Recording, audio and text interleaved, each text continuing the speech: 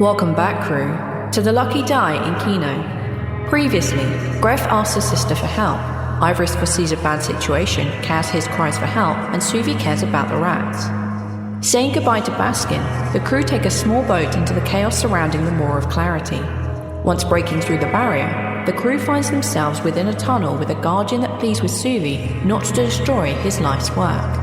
How are the baby rats doing? Can Ivoris's visions be relied upon now?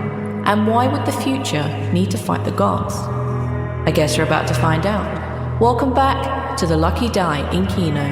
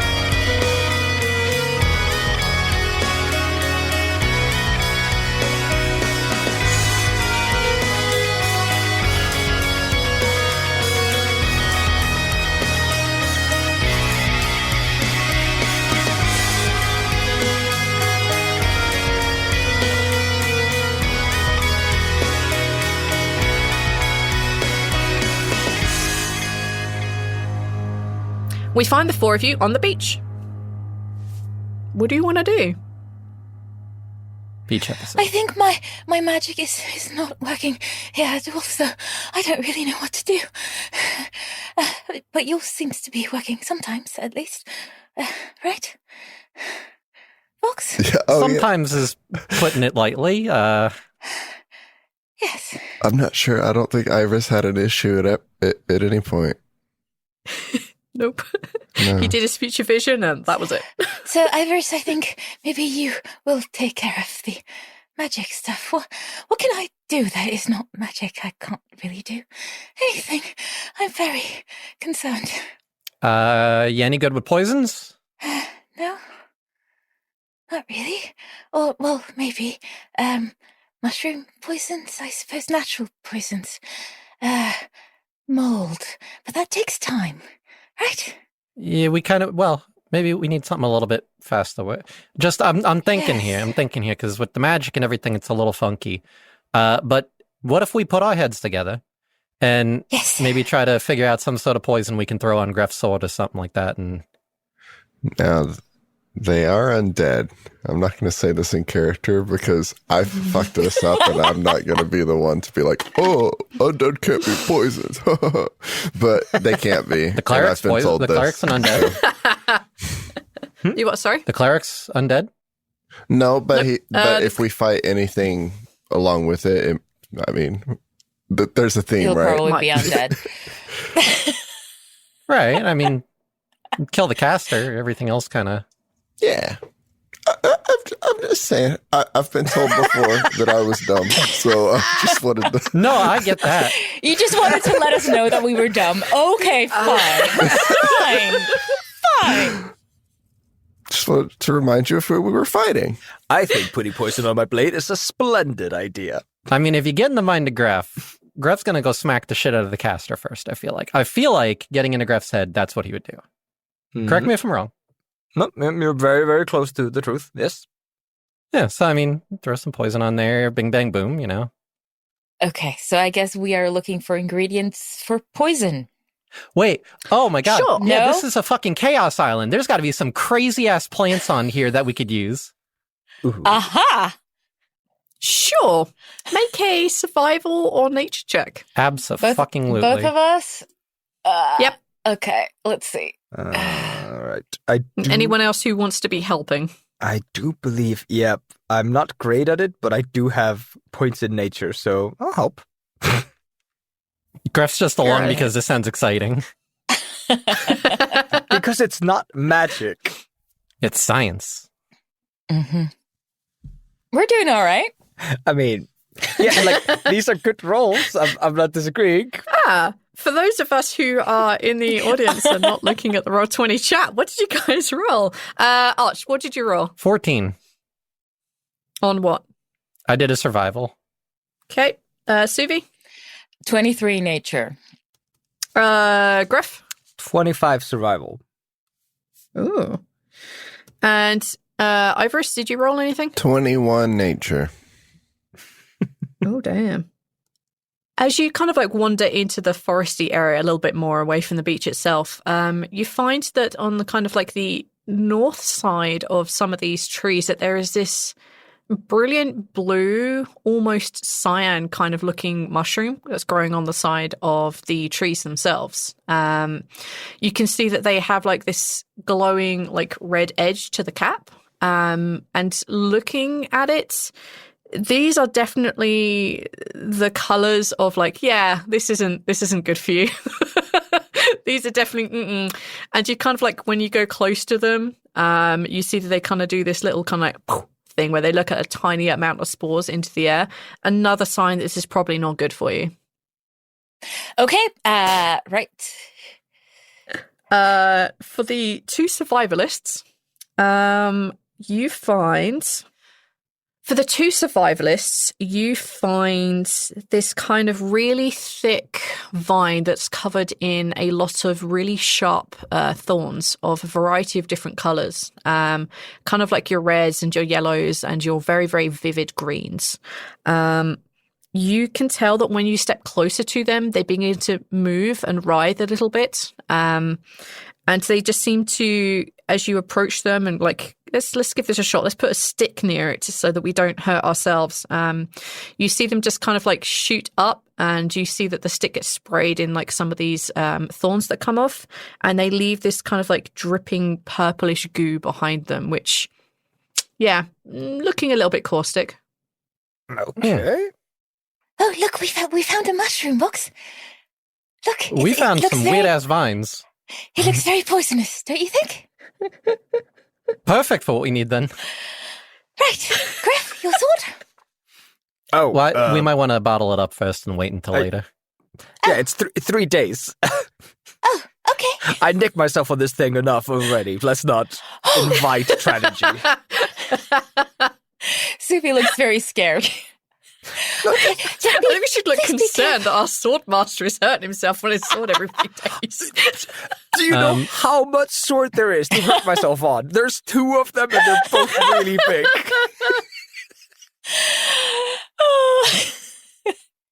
Okay, do we have any kind of bottles or things? I'd say that, yeah, between Vox and Suvi, you probably would have some like small bottles and small vials. They may be filled with some other things that aren't as important or maybe empty. But yeah, I'd say you could probably bottle a couple of these, no problem. Okay. Okay, so don't let us forget to do this later then, Greff, before we fight. Right? I think it might be best if we just leave him with Greff then. Yes. Here you go. When the time for battle comes, have at it. And for the love of God, don't cut yourself. Okay. Will do. Suvi's bottle is No, blue don't and do. in the shape of a turtle. Dope. Where do you come up with this shit? I don't know.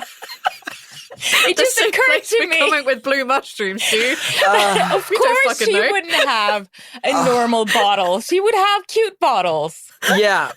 That's So actually adorable. a good fucking point. Suvi Yes. doesn't have a rope or No. like a. I She can't has think an intricate silken braid of many different colors in a pattern of probably bats, baby bats.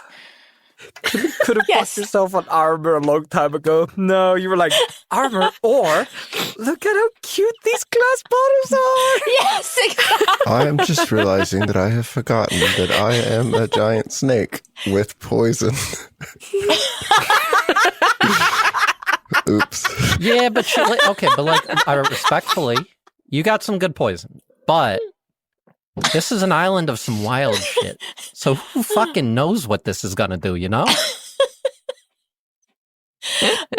And like, I mean, who knows what wild shit could be happening to Ivoris's poison when you put it in True. a bottle and leave it on an island of chaos for 2 days.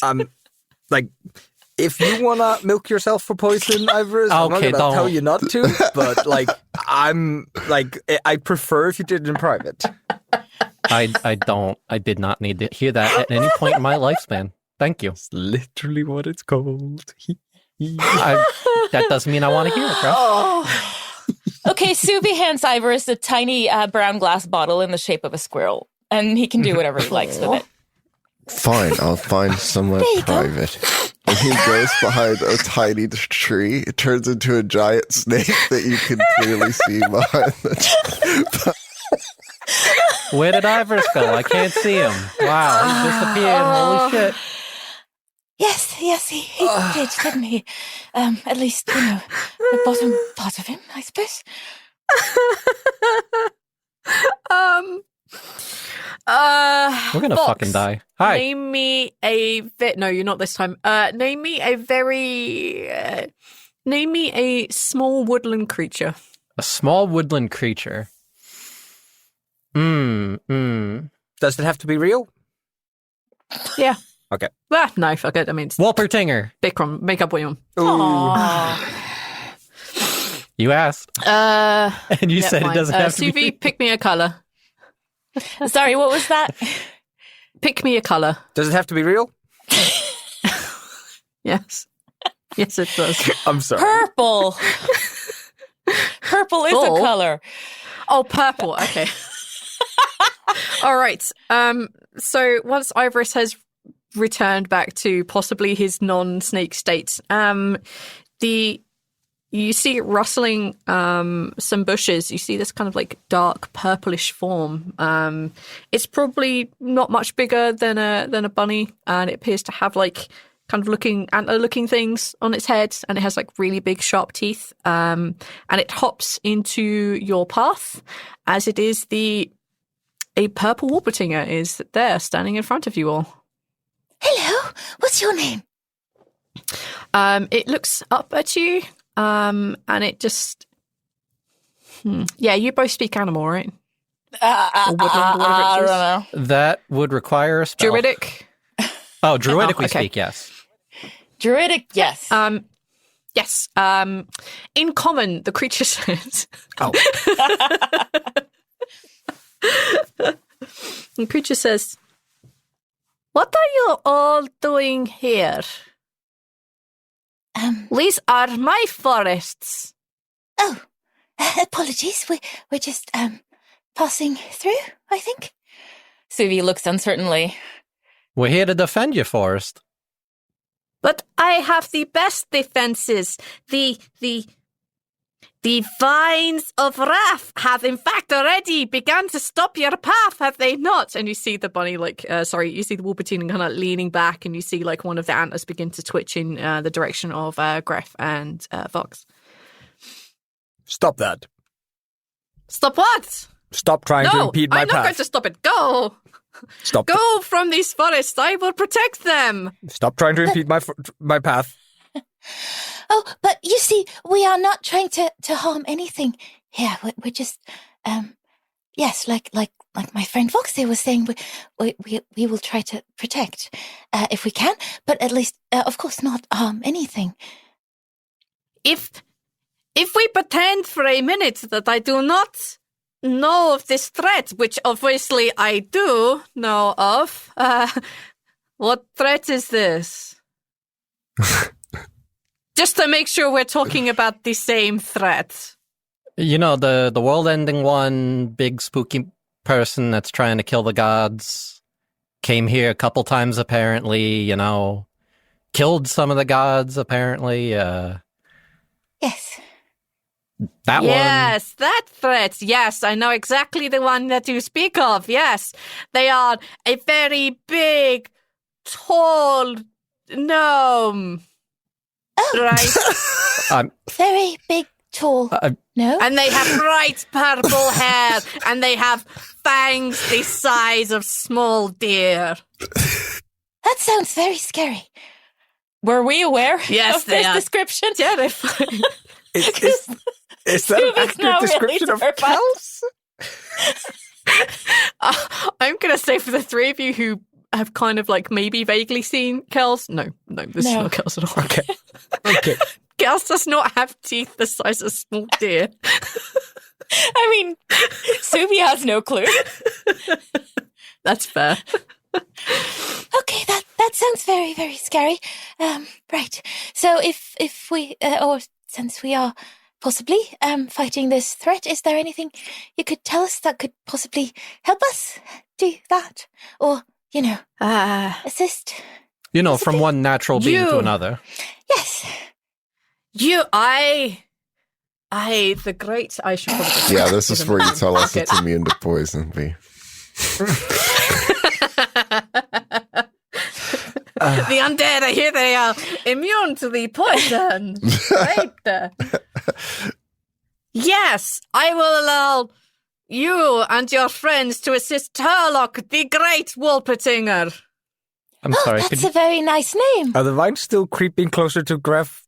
Oh yeah, the vines is just wiggling. Greff is mean-mugging the shit out of those vines. I don't know what that means. He's just looking at them evilly. Oh, okay.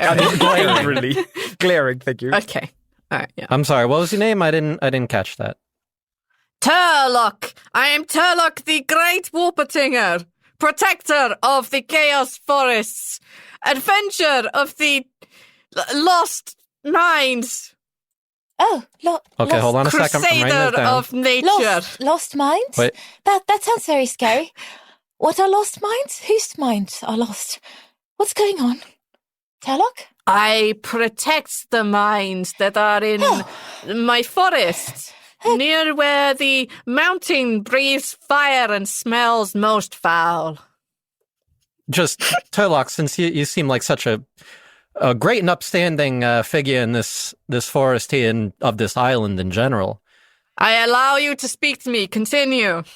This mine you're talking about, it sounds like there may be great opportunity there for us to perhaps be able to further protect this place. If we could take a look around, since you know the location so well, maybe you might be able to assist. If you know of anything that could help us, we can help you in turn. You know what I'm saying? Like, from one being of nature to another being of nature, like. Have you heard of Shantae? I feel like you probably know Shantae pretty well. I have heard of no such being. The only gods that I worship are the sun and the stars and my dear saintly mother, of course. As you should. But I will allow you to assist me in protecting the mines, for your great size is the greatest strength that I see of you. I'm so sorry, I don't know where this is going. I love this. Neither Whatever do this we. is, keep doing it.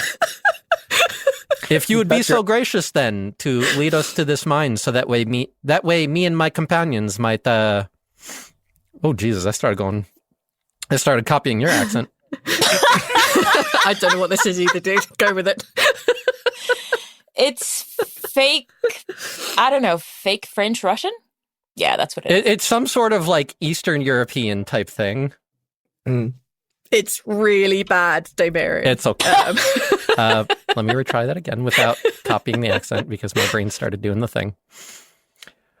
If you wouldn't mind then, since you're such a great and powerful being, if you could take my friends and I down there so we could take a look at the mine, it would be most appreciated, and we can see what we can do to further assist you.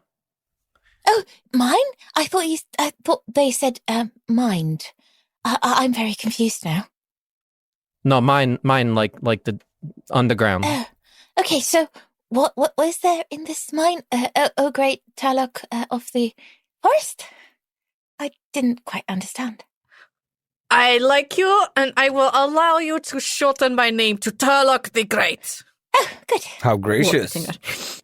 I am a benevolent leader of these woods.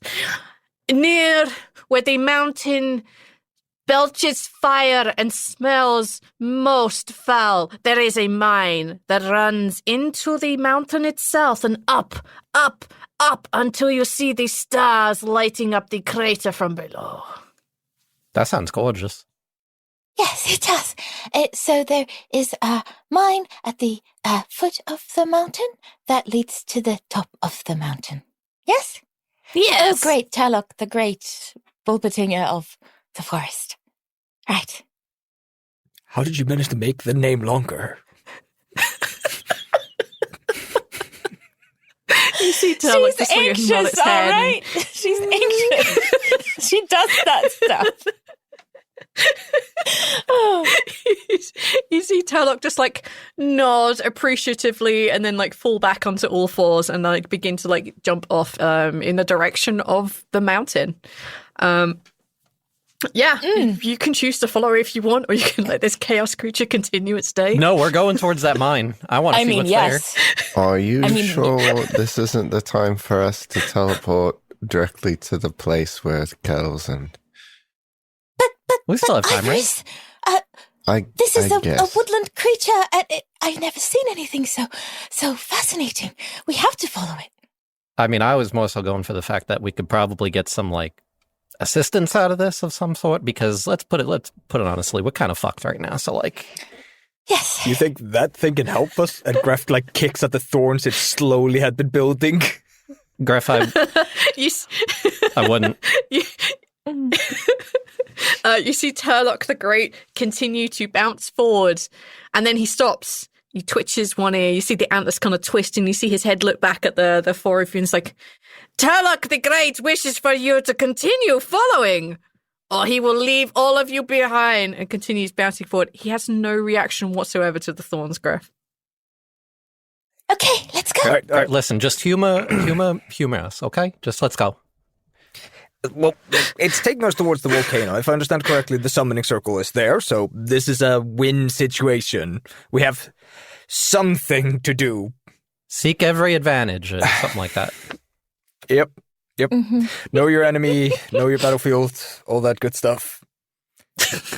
And if we find the holy hand grenade or something, all the better. I think that's the fruit you got from last time. Yes, I have some sort of fruit that is, I'm going to throw it at bad people later, yes. I think the crew follows. At least, like, Greff is 100% willing to follow. Yeah, Suvi is after that thing. Absolutely. All right. The four of you follow the Wolpertinger through the forest. It can be a little difficult to see them sometimes. The landscape around you is changing quite frequently. You'll go from areas which looks and feels like a normal forest. Even parts of it, Suvi, you feel like you're hearing the hum of the humming forest all around you, but then quickly it dissipates as everything around you changes again. The tree types change from, silver birches and brown-based things to things more like pines and really big, tall oaks, and some trees that have no branches whatsoever are just very, very, very, very tall trunk with like a couple of leaves at the top. The colors are also shifting and changing as you go through, and the animals are, the further in you go, look more and more like the Wolpertinger, just of different bases. So you'll have things that are more deer-sized, bear-sized. None of them seem to be particularly aggressive but towards you. It might be because you're following Turlock the Great Wolpertinger, or whether it's because they don't care. You're not actually all that sure. It's probably towards the end of the day, and it's getting to that point where the Wolpertinger keeps going, and any requests to stop and eat or take a break or like, hey, can you slow down, are completely ignored. And he keeps you going at a breakneck pace. If you decide you want to stop, he's gone. You find yourself at the base of the volcano. As you approach, you begin to smell that very, very heavy sulfur smell in the air. You can see the gases like beginning to shoot up. As you kind of look up, you can see them kind of clouding the top of the volcano where it is. You can tell that the volcano is covered in this kind of like really like dark purplish moss color. And you can see that there are odd patches here and there where the earth itself is either this kind of like dark red or orangey looking color. You find yourself in a little bit of a clearing that kind of backs onto the side of that. And you see that there is this kind of small hole. The that he kind of like bounces towards, which is gigantic if you were the size of a Wolpertinger. Maybe a little... we might have to be closer to like hunch walking versus actually crawling or like standing upright for our much taller companions. And you can see that there is actually almost a path that seems to be leading into this hole. It's very dark. You can't really see much beyond like the odd rocks inside. That's what you see when you approach this side. Turlock the Great has brought you to the lost mines of the Chaos Isle. Thank you. That was very invigorating, brisk and walking. Right. Okay, so what do we do now? Well, you should defend the mine. Of course, I have brought you here to defend the mine. So I am assuming you're going to defend it. Go. And like you see him like gesture with one of his antlers forwards. Who's in here to defend it from? Or who's coming to... Are you talking about that gnome with purple hair you mentioned earlier? Yes, the gnome with the purple hair and sharp teeth the size of small swords, and their best friend, the giant orange bear with flaming eyes and razor-sharp claws. Does any of Are you you making this recognize up? any of this stuff? Because I don't. You can absolutely make insight checks if you want to. No, I'm just looking at it, asking if it's making this shit up. Oh, okay. I am accusing it of lying to me. How dare you speak to Turlock the Great, Wolpertinger, defender of the forests of chaos, and the purveyor of safe journeys to the lost mines. I have to point this out. Because how you're concentrating, you're looking down when you're talking as him. So every time it feels like he's looking down at a note, and like, I am the great Wolpertinger. Like, it's like he's forgetting what his fucking character is. It's killing me. Do you know what? I think this is hilarious, and definitely at this point, yeah, he is looking down, trying to remember what he has told you. I love it. I love everything about this. No insight check needed. He's 100% lying to you. Vox is very clearly nodding and just, and also looking around to try to get a scope of the area and see if there's anything that could be of use to us to defend everything. Okay, Suvi believes every word that this creature is saying, so you need to tell her. Because she's trusting. Yeah.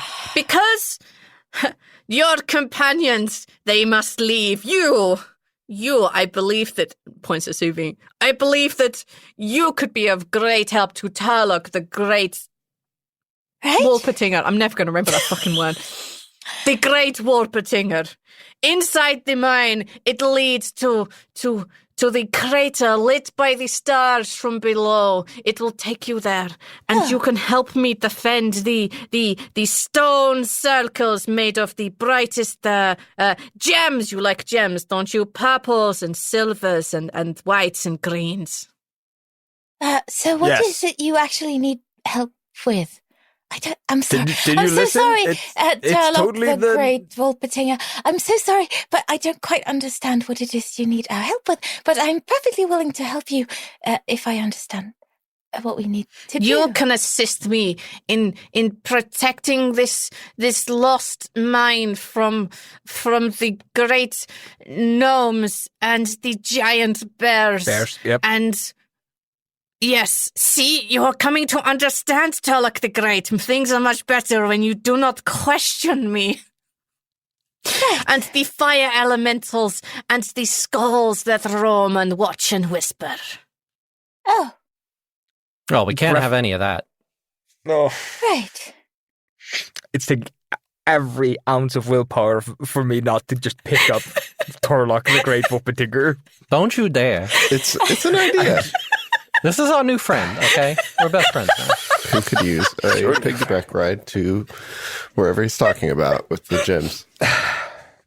Okay, fine. Take us to the fancy circle so we may defend it from the evil gnomes. Yes, Good. Your great height and strength will be of a great assistance to Turlock the Great. Come, come! And you see, like, he kind of drops back down onto... I'm so sorry, Neil, I'm peeking the mic so much. You see he drops down to all fours and he starts, like, bouncing his way forward into the darkness of the tunnel. Suvi's going to follow unless someone stops her. Oh, no, we're going. Nope. Let's go. No, Yep. we're going. Let's go. But there's a small smile on Greff's face, and he just goes like, tall and strong. Vox and That's Archer both thoroughly adorable. enjoying this. Listen, if we're going to die anyways, I might as well die enjoying something, okay? Might as well die by Purple Wolpertinger that speaks weirdly and looks down as if there are notes somewhere. Cue He cards. looks down Cue cards. upon your foolishness for doubting it. Cue cards. There are cue cards Nobody involved. shall stare Turlock the Great in the eyes directly, for you will suffer a fate far worse than death itself. But you have He such just continues bouncing along. beautiful eyes. Oh, okay. Suvi's hurrying after. Look not upon thine own eyes. He just keeps bouncing into this. You find that the pathway he takes, you notice for those you can see in the dark, that there are lots of branching pathways off of the one he takes you. But he does seem to be meandering a path that does seem to be going upwards. You are definitely rising in elevation. And it gets to some points where the wall is not exactly vertical, but it is fucking awful to climb, and it does, like, there are lots of little slips and falls and grinds, but between you, I'm gonna say you don't need any checks to climb up there. You're either gonna, it's just gonna take longer. But you realize again, like, hours and hours and hours have gone past. You have not rested at all. You have not eaten at all. And the climb just keeps continuing. As you go further and further in, you also begin to feel the immense heat, everything around you. The rocks almost like they're not quite burning to the touch, but they are fucking hot. So you begin to, like, sweat a lot and get very, very thirsty. The Wolpertinger, again, he's not stopping. Unless you ask him or make him, he's not stopping. He's still going at the same pace. It doesn't seem to matter what the train is to him. He just seems to be traveling absolutely fine, as if there's no impediment at all. It's up to you guys. Do you guys want to stop and try and get some rest, or do you want to just plow through?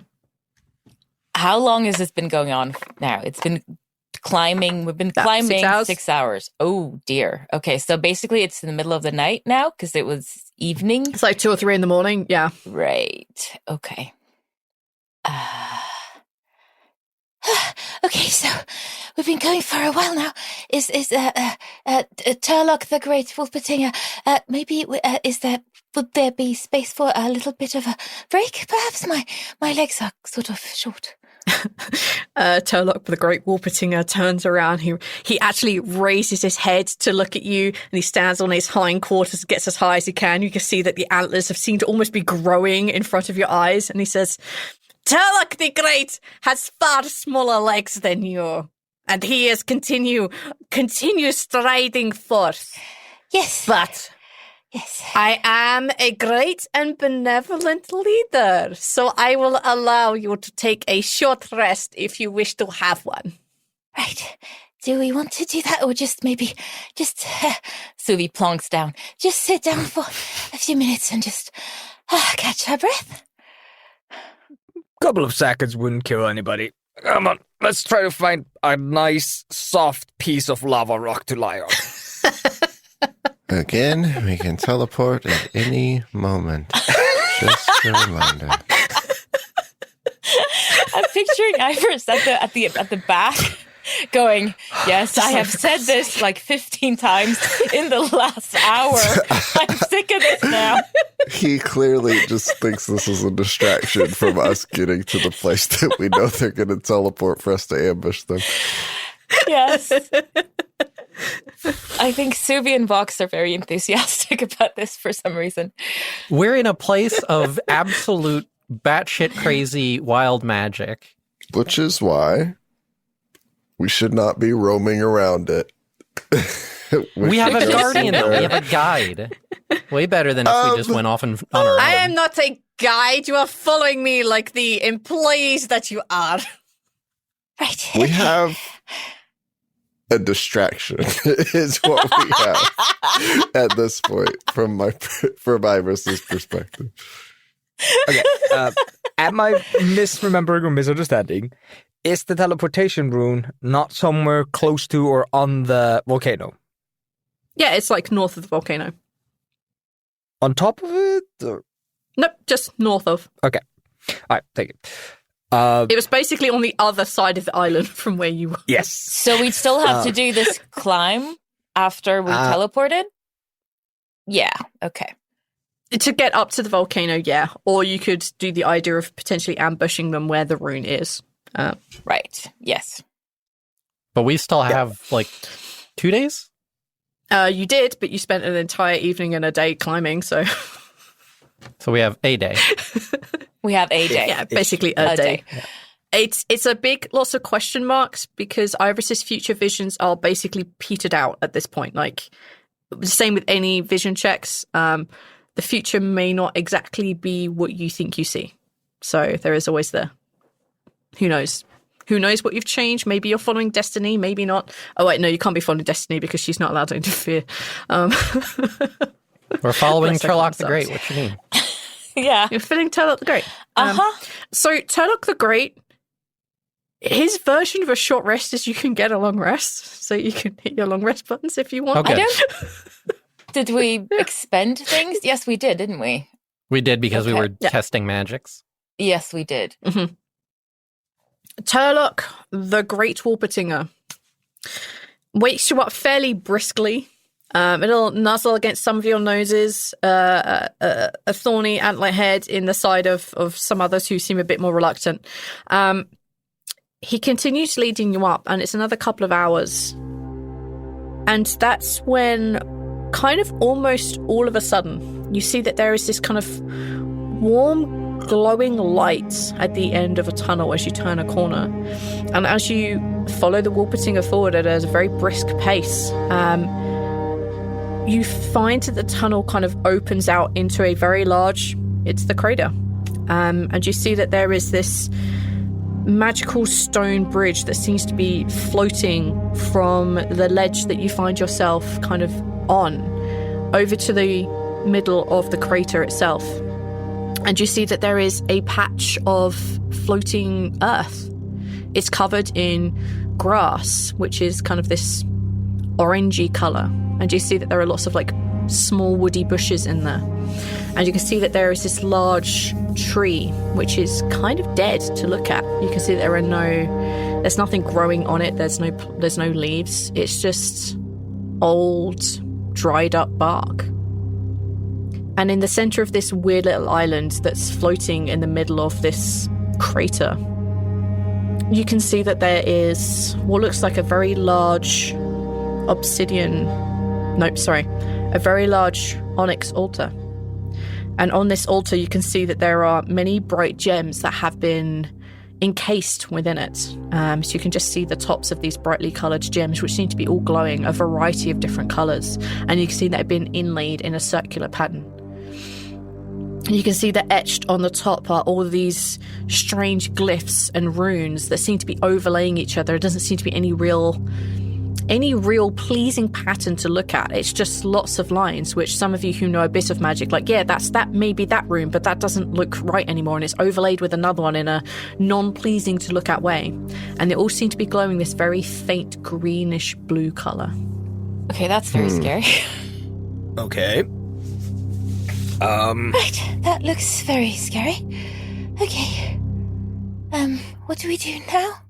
Well, before we do Turlock anything... the Great has brought you here to defend this from the awful purple-haired gnome with giant arms the size of a bear's and a giant hippo that rises from the lava itself to bite at whatever is here. Hippo. Turlock has brought you here to help defend this for the next attack for Turlock's great gods that help to rule this land are falling like so many skittles into the lava below to disappear into nothingness. You okay, Neil? Turlock, have you actually, thank you so much, Turlock the Great, for bringing us here, but have you actually seen this happen or just sort of heard about it? Are you questioning Turlock Wolpertinger? Yes, I think I am finally starting to sort of question. Maybe Turlock a little bit. Only took you 12 hours. I'm Yeah. proud of you. Are we ready to teleport? Way more than that. 16.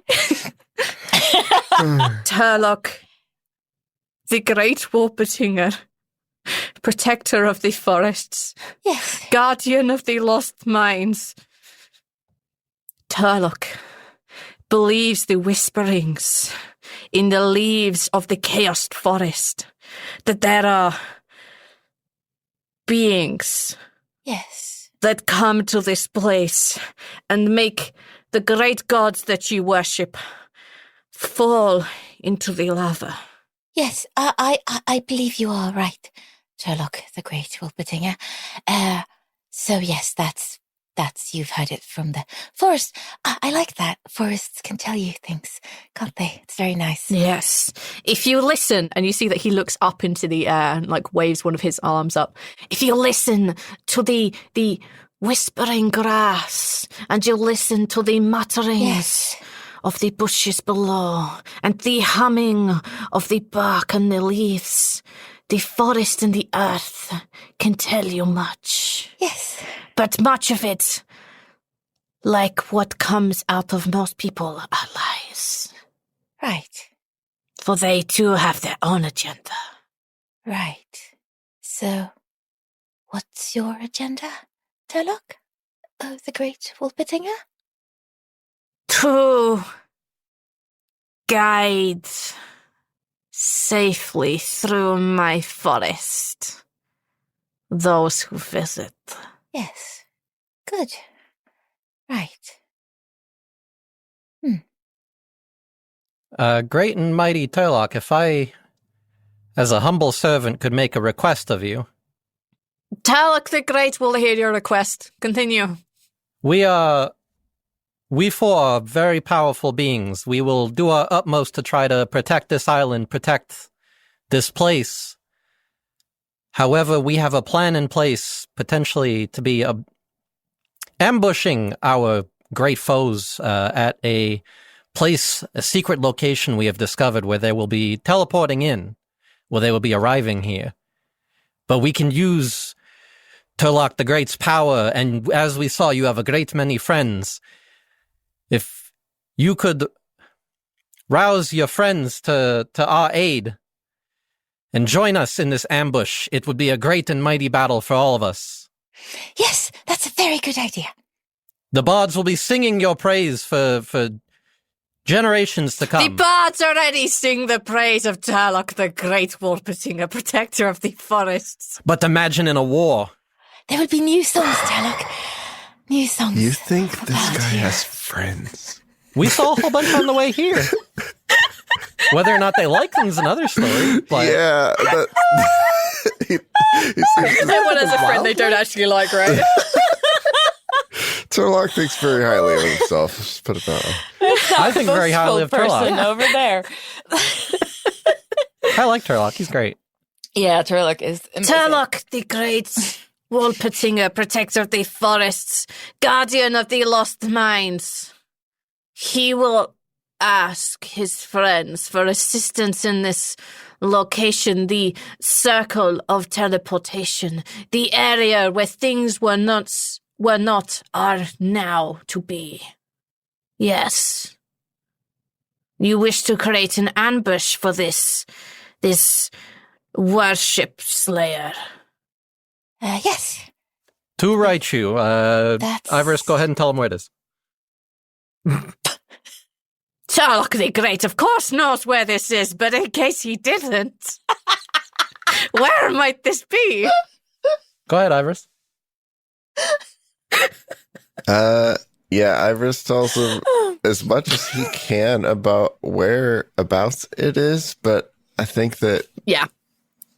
he would have to piece it together from the relative perspective that I have of where that was that I saw. Yeah. How do I describe that, Yeah. Turlock listens and nods, and he says, Turlock the Great already knew this location, of course, but I will make sure that those who I lead go to this place ready to spring this ambush. That is so very helpful, Turlock the Great. Thank you so much. Yes, Turlock is great. Yes. And you see that he turns and begins to bounce across the magical bridge. It is quite a distance to the center, but he seems to be very carefully treading on some stones. And he turns back and he says, Turlock the Great will put out a signal across all of the Chaos Islands for all to see, to meet at this place. Which of you will be helping Turlock the most in guiding his companions? We will What do certainly you mean, help. helping, guiding? What are you talking about? I am so lost with 90% of the stuff you say. Turlock the Great. We will certainly help if we can.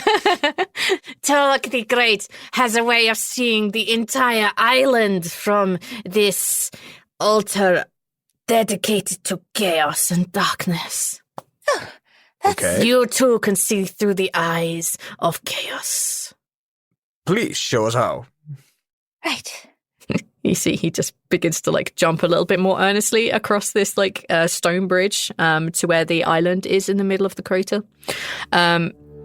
And you kind of peer over the edge. It is quite a drop down. It's oh god, that's high, kind of a look down. And you do see a small amount of bubbling lava or magma below. It's kind of where the intense heat and the kind of smell of sulfur is coming from.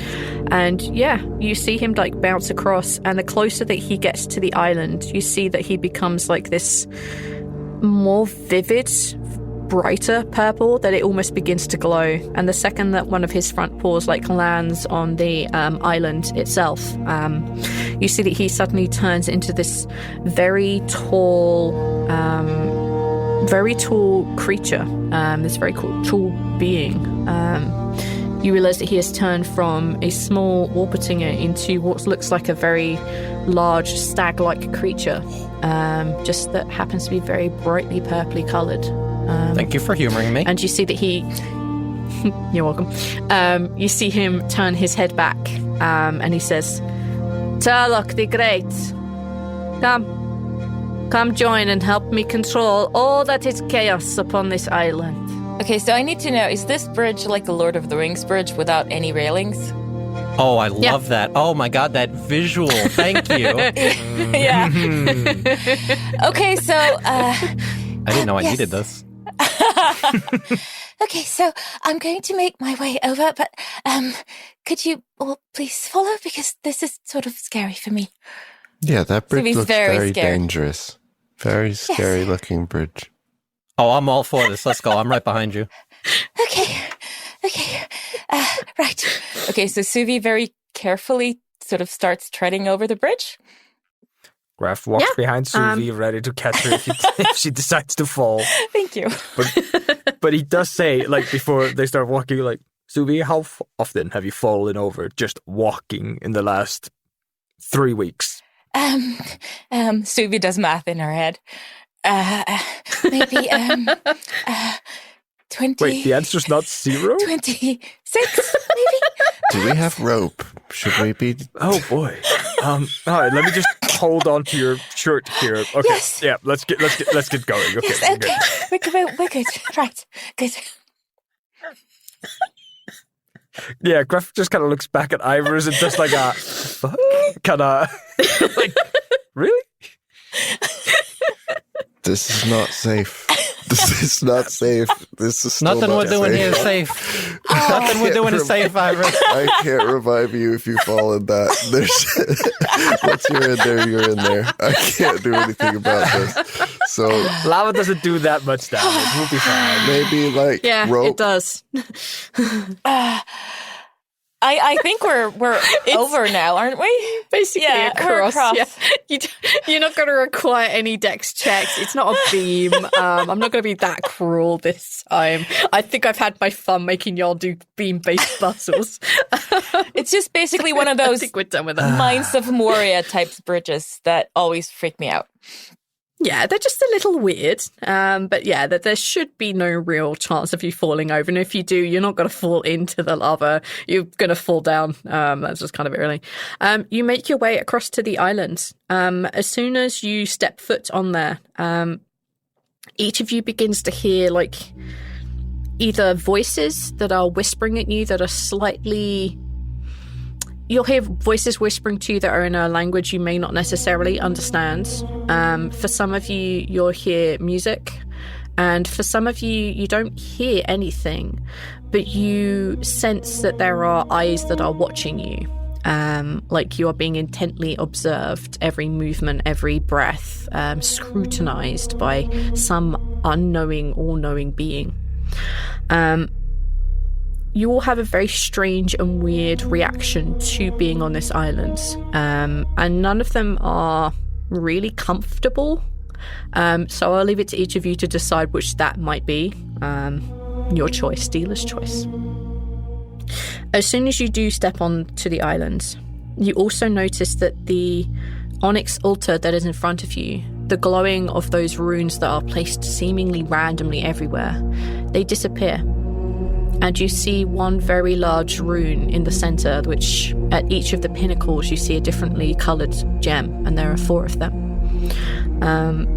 And it has this intense green glow to it. All the randomness gone, just a 4-pointed star. Turlock the Great, I have brought all of you here to better defend the island. I allow you to do this. In my name, of course. Far to the north is a place where things once were, now get to be. We beseech you, elements of chaos and order, and of course, praying always to the Great Mother of mine,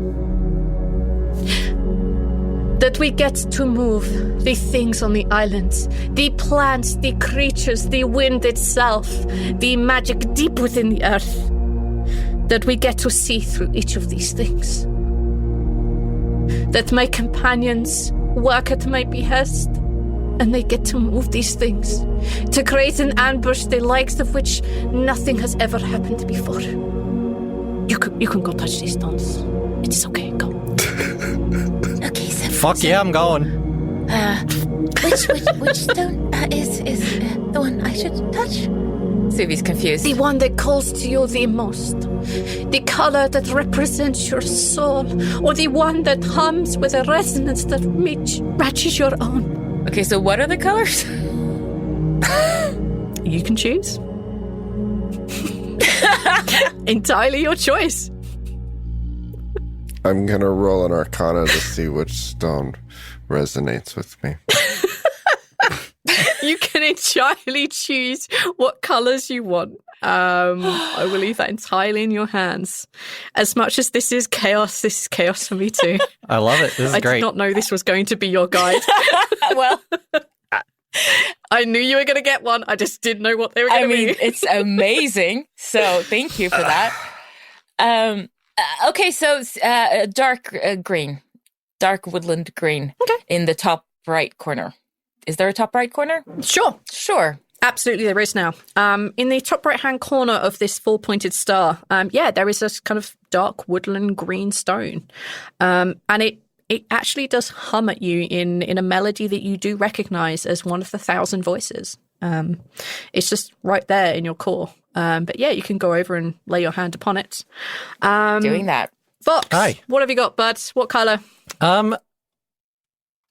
I think Vox's would be kind of like a brownish, but like a light brown, like very reminiscent of your typical mushroom.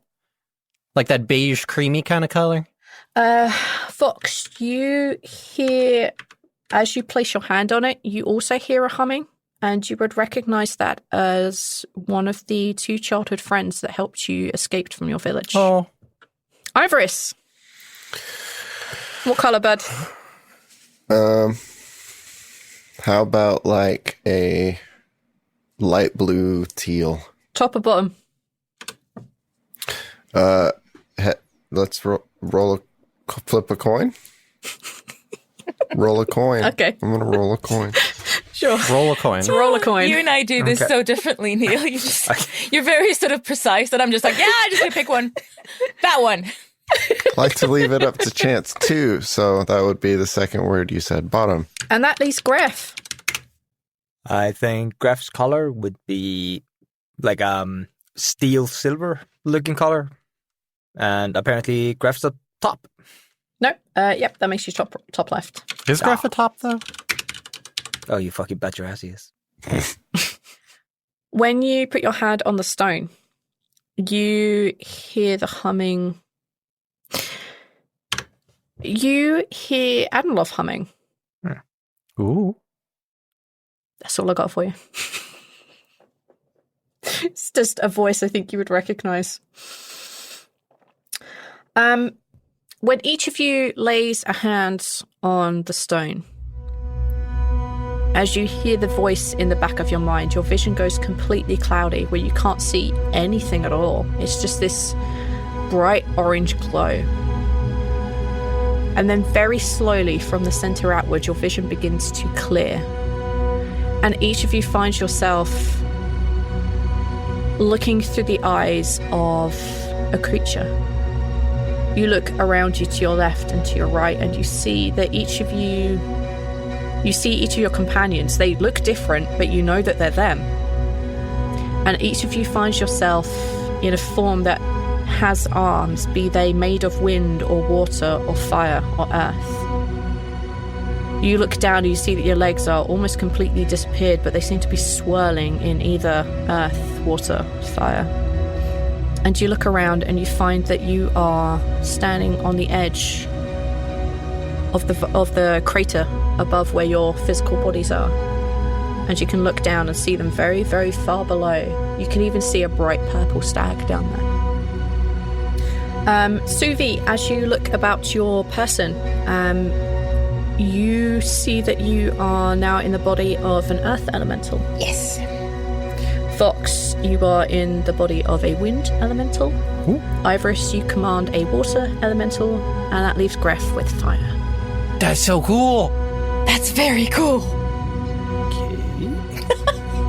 Where am I? You're standing on the edge of the crater, just very far up above where your physical bodies are, down below. Have fun, guys. We're gonna operate on the honor system of how many hit points you have. You just need to keep a track of them. I don't think you guys have access to anything in the way of healing, so that may be a little difficult. But you will deal with your elemental's death in your own unique way. Okay, so I mean, there's no consequences for death in your elemental form. No. Right? No, wait, is this like you die in the dream kind of thing? yeah. What are you talking about? Wait, what? Nothing to worry about. It's all fine, guys. Are we? It's all This is where fine. we play the Iguatfo ringtone. Okay. Yeah, so you look across the top of the crater and you see each of your bodies. They have like faces that are very similar to your own, but they're not really the same. But you do know that you're each other and you are able to communicate with one another telepathically. Oh, that's handy. Okay. It is. Because I think some of you only speak water. Yeah, mine only speaks Terran. Yeah, which is ridiculous. So we're not doing with that. You're all able to communicate You telepathically. speak rock. Only stones can Understand me. I mean, You only speak rock, so it's only AC/DC from now on. Fuck yeah, let's go. Thank you. You only speak aqua, so it's only Barber Girl from now on. I mean, yeah. That's a fucking throwback.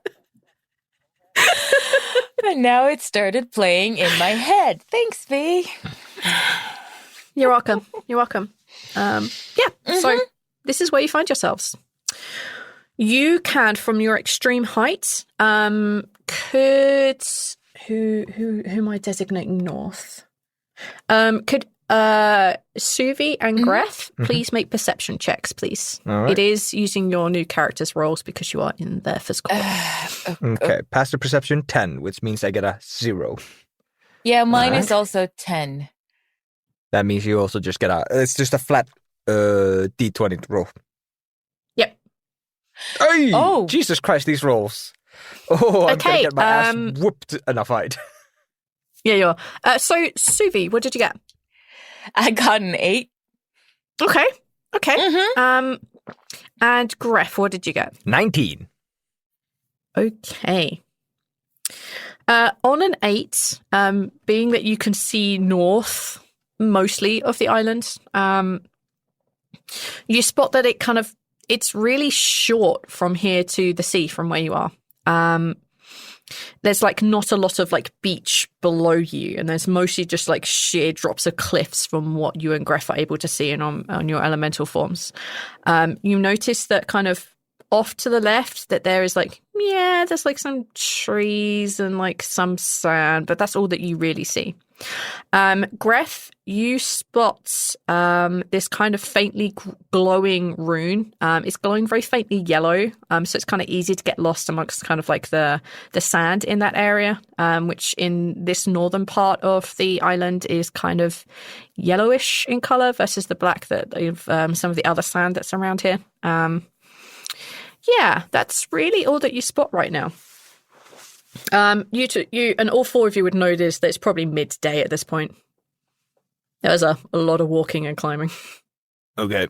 Can anybody hear me, understand me? I feel like I don't even have a tongue. I don't know if I'm communicating right now. This is the coolest fucking thing I've ever done. Head. And yes, I would agree. I'm all wet. Yes, you are, aren't you? It suits you though. Very liquid. Okay. Guys, I can I'm fly. assuming Guys, I'm flying. Yeah, you are. he's got the suit. That's so It's in fact exciting. flying. I'm zooming. I suppose I've always felt like I was part of the earth, and now I am, which is very exciting. Very, very exciting. We're. Is the Whoop Tinger expecting us to fight the cleric in this form? This is a major deviation from the plan. Yes, the plan has been altered. Let's pray it doesn't get altered Bet you wish you further. teleported now, Neil. Okay, well, I think I can see the runes from here. At least that's what I think V was trying to hint at. The Yes. teleporting. I think I can see them from here. So, Right. I mean, yeah, we can go down there and I don't know, pretend to be aimless elementals and then just ambush the shit out of them. If we're going to go down there into the place where we intend to ambush them, one of us is made of water, and no one here can mop after me, and one of us is made of fire, so we will destroy the place, just to let you know. But I'll be real careful. Greff, can you fly? So you only I don't know, burn the air, maybe? I assure you, Suvi, if I could fly, I'd be flying. Right. Yes, no. of course. Sorry. Sorry. My feet seem firmly attached, and fire elemental just does like a little hop, firmly attached to the ground. Right. Yes. Okay. Suvi looks up at Vox, who is probably like 30 feet above us or something. I'm doing figure eights. Uh-huh. Is there any way for Greff to make his ass down to the area where the runes are without fucking torching the entire goddamn island? I can burrow. Can I sort of drag Greff with me as I burrow through the earth? I don't know. I would say. Let me just quickly check your fire form 1 sec. My fire form does 1d10 damage per turn somebody is in contact with me. Oh, okay. That's not good. Also, I think the Earth movie. You know what? Fuck it. Chaos rules. Yes. I'm gonna say that you could I guess piggyback or hitch a ride with the burrower. If Suvi, you are encased around Greff because you can all move your forms to be whatever the fuck you want in whatever element you are. I'd say you could probably encase him as you burrow through the earth, so that he doesn't set fire to anything. I'm going to say that each of you're not exactly immune to each other, but if you don't want to hurt each other, you're not hurting each other. So I'm going to make that as a ruling. You're earth surfing? Yeah, so before we go, I'm going to say to Ivoris, oh, and Ivoris, maybe you could be a river down the mountain or something? I'll try. I mean, it's by the ocean. You would be literally invisible if you just get in the ocean. Unless it dissipates you. Like a little stream. If I got in the ocean and I got lost in the ocean, I would never be able to find me. You would never be able to find me. There's so much water. I'm not going near other water. How are you getting lost in the ocean? Just You have eyes, you know. You can still see things. No, it's swept away because my body is now a lot of water, and I don't know exactly but you have how that's control going to of work for how me. to- Yeah. I'll be honest. If For you now. have the worst swimming capabilities of us, I'd be shocked.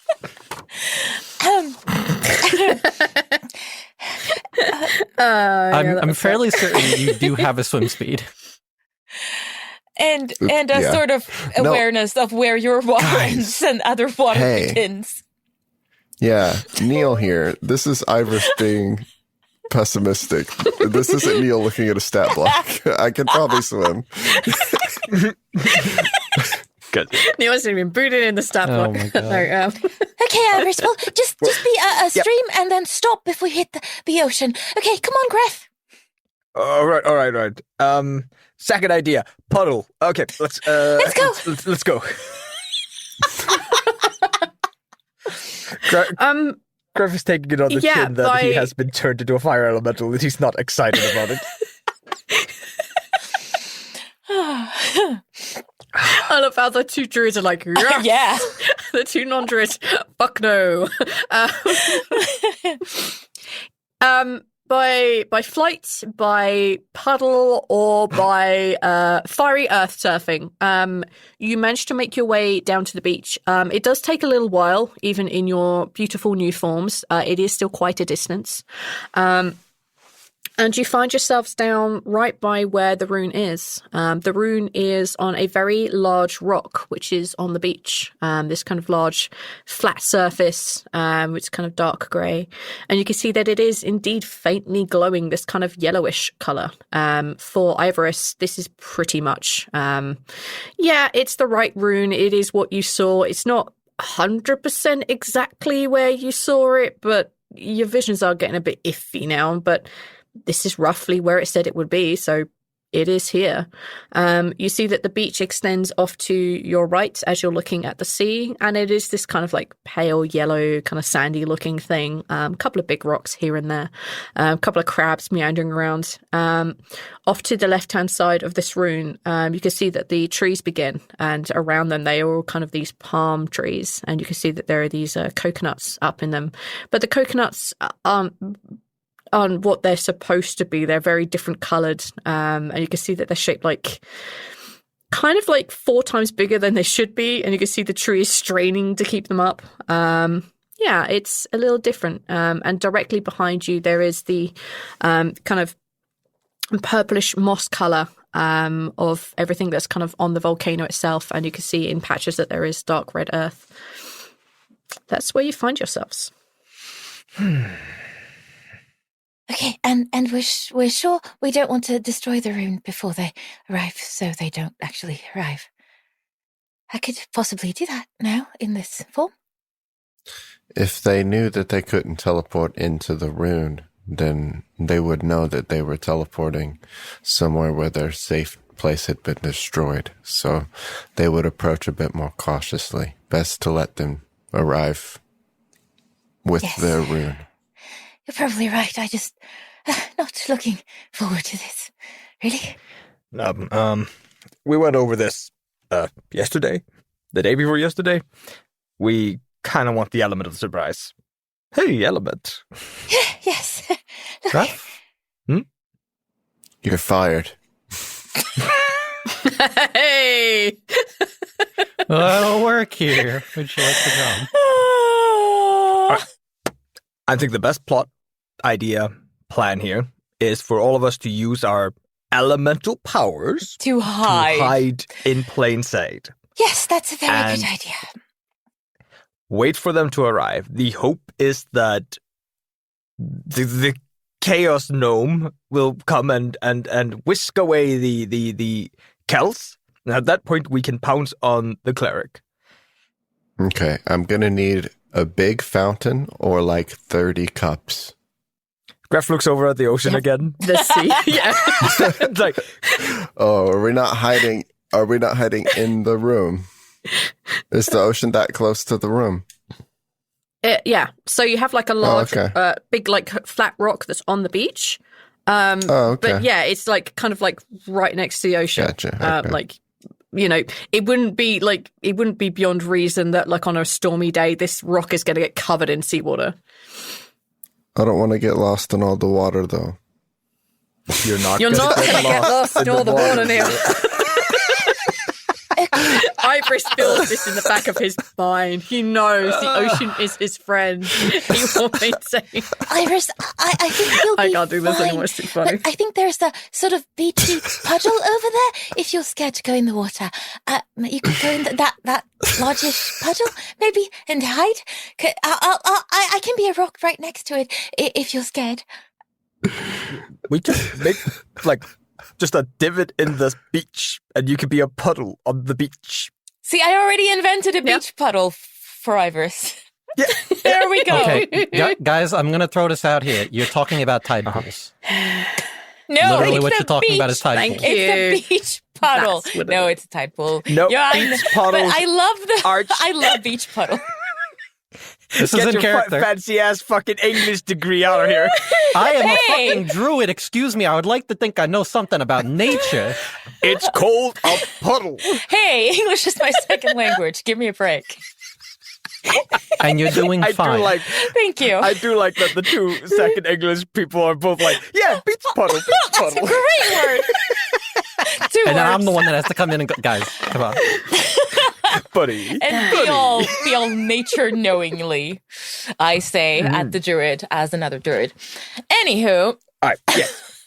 Tide pool. typo. Okay. I am, however, in a bit of a bother. And Greff tries to clap his hands together, but he's made out of fire. It doesn't make a sound. Okay. Could I not hide Greff within a rock boulder that is me? You guys have done it so far. Fuck it. All right. Yep, Cool. we're doing that. My original idea was to set a bonfire and hide in that, but I feel like that would reveal that somebody was Yeah. here. So I don't think that would work. But that was a genuine plan I had for like What if? 2 minutes. What if we make the bonfire, but then we take a sword and we just stick it in the middle of the bonfire? Totally blends in. No one will ever guess. Mm. Yeah, they'll think they can rest there. Yeah. Yeah. All right. Sorry, future Neil, but you have to cut this stupid Dark Souls joke. I'm so sorry. No, please leave that in. Okay, I'm sorry, so Future Greff- Neil, for everything you have to tell me. I'm so sorry. so Greff, we're gonna go and be a boulder over here, you and I, right next to the beach. Okay. This is great. I'm so sorry. Name of the episode is going to be Between a Rock and a Wet Place. Between a rock and a beach puddle. Let's go beach puddle. Yeah, Rock and a Beach. Oh dear. All right. I do believe I am kind of blind when you bury me like that. So you're gonna have to be my eyes and ears. Of course, yes. Once our elemental selves, if they get destroyed, we still have our physical bodies up where the cleric should be heading. Yes. So, But it's quite a way down. yes. So, Yes, it is. right. I'm saying second ambush. Does anyone actually know what will happen once if our elemental doesn't dies? No one asked Turlock the Great. Whoopatinger. Turlock the Great Wolfentinger did not tell us we were about to be whisked away into a new body. Well, so we didn't ask before we told you you'd be able to touched see through the eyes of his friends. Yeah, I that thought we were has gonna go scrying, V. That has a lot of different context to literally becoming I can hear his you friend. giggling through the fucking wall. I love this so much. This is great. But we have no idea what's going to happen. So Suvi's asking and nobody knows. Yeah, you honestly don't know. So, No, nobody knows. just let's not try to reveal that we are people piloting elementals. There we go. Great. So if I understand this correctly, Greff Mental is going to be inside a rock created by Suvi Mental, with Ivoris Mental being a beach puddle somewhere close by. Tide pool, but yes. What is a tide pool, as it is I'm gonna properly get all known? sandy. Gonna get right up my What about Vox Mental? What is Vox up to? I am air. Flying around. Mm-hmm. You're just gonna do the flying thing. Enjoy it while you have it. I mean, we're at a beach. Beaches usually have like pretty good airflow, so I feel like Vox is probably just like cruising on the wind. Playing. Aw, that's so nice. I think that's like pretty accurate to it. Do you guys want to do this like be hidden basically shortly after you make the decision about how you wish to hide in plain sight?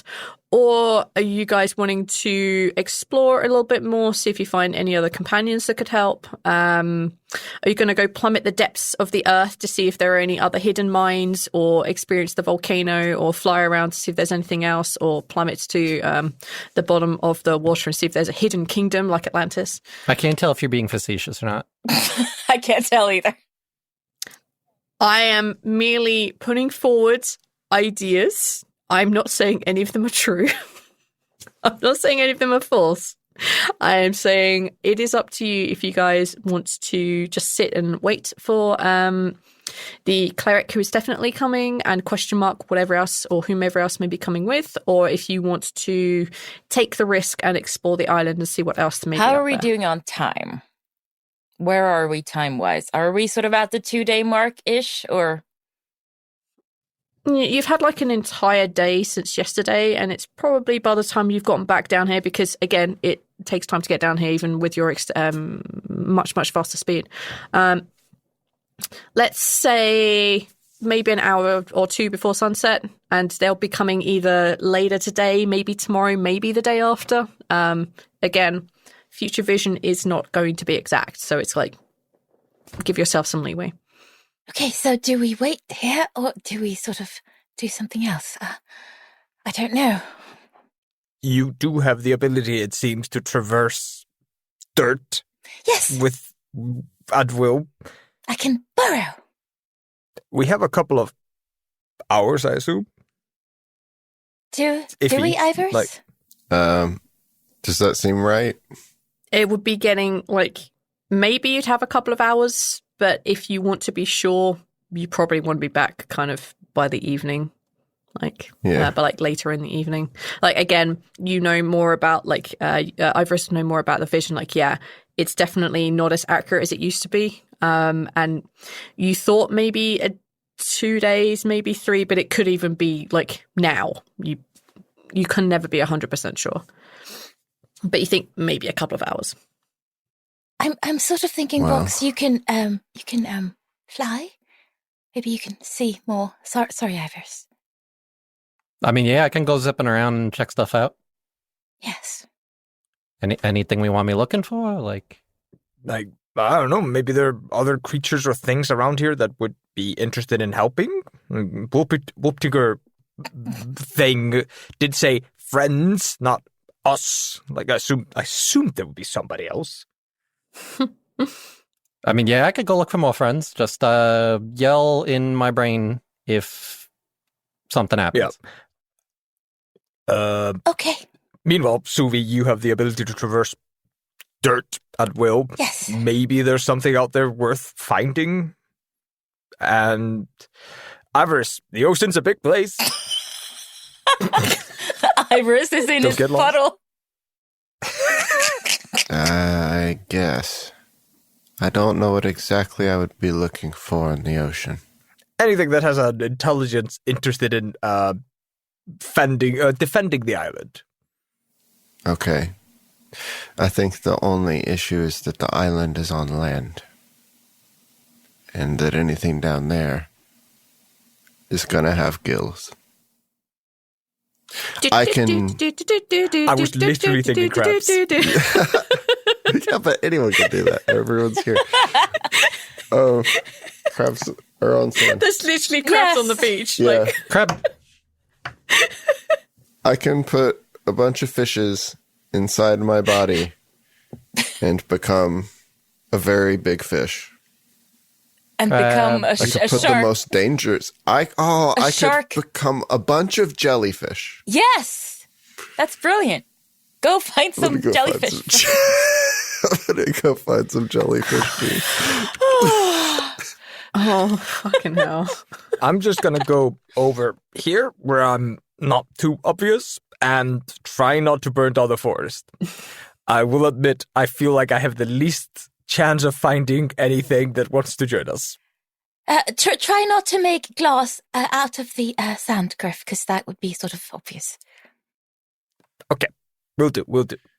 You are all aware that this is a deviation from the plan, and now I will not be able to exhaust him to death. You'll not be able to... Exhaust him to death.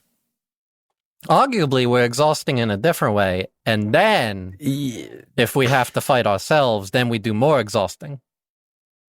Yes. That is, if we don't die, if our elemental bodies get dispersed. Fingers crossed. Why do you gotta put it like that, Greff? Like, come on. Because I'm mad at that fucking Whoop Tinker Bunny looking motherfucker. I am so mad.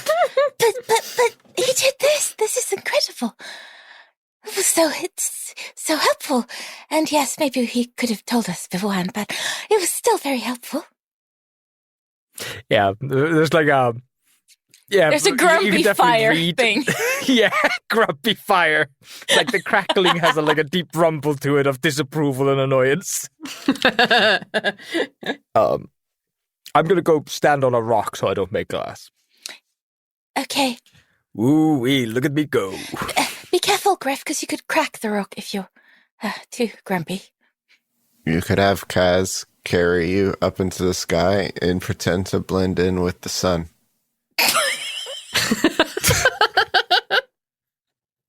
If I could assimilate the sun.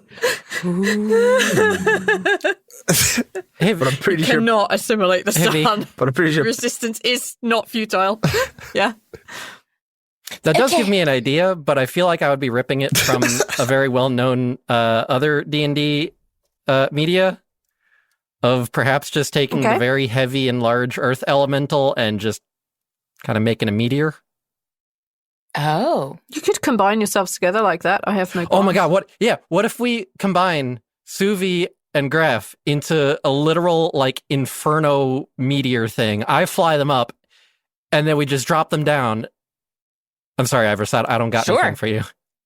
You could drop them down into my puddle, making a large tidal wave Of jellyfish. of jellyfish. Guys, this plan could not get dumber. Thank you, V. Thank you. No, please. No meteor? I love all of this so It's much. such a dumb idea, but I see all the ways it goes wrong, in which I lose half my health just from plummeting into the fucking sand. Yeah. Uh-huh. Flying has fucked us over before. Art, I think you remember that one. That was different, all right. Also too soon. Oh. True, Wow. it was different. It was my plan back then. You mean it was your dumb idea? So you're trying to get revenge. Art, I see through you. Okay, I'm sorry. We need to Yes, focus there a will little be bit. full damage. We need to focus a little bit. Okay. At least let me get these people to the island. No! We Okay. have so much dumb shit we're gonna do before you can get these people onto the Yes. island. Yes, that is true. Not even like mincing words. Not like we have so many plans, so many ideas. We have so much dumb We have shit. so much dumb shit to do. Obviously.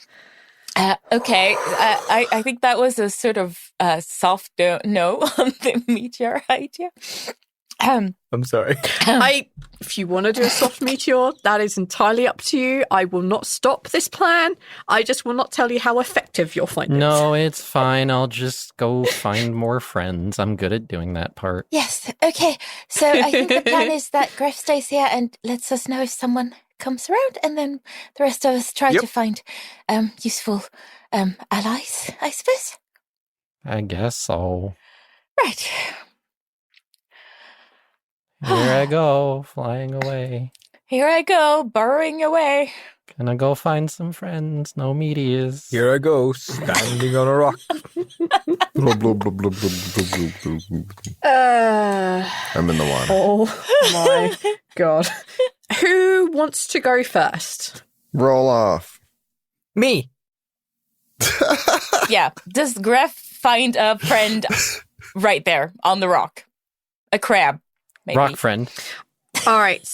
So, assuming that the other three are going off to their various domains, burrowing through the air, flying through the air, looking for jellyfish friend in the ocean, without becoming only ocean.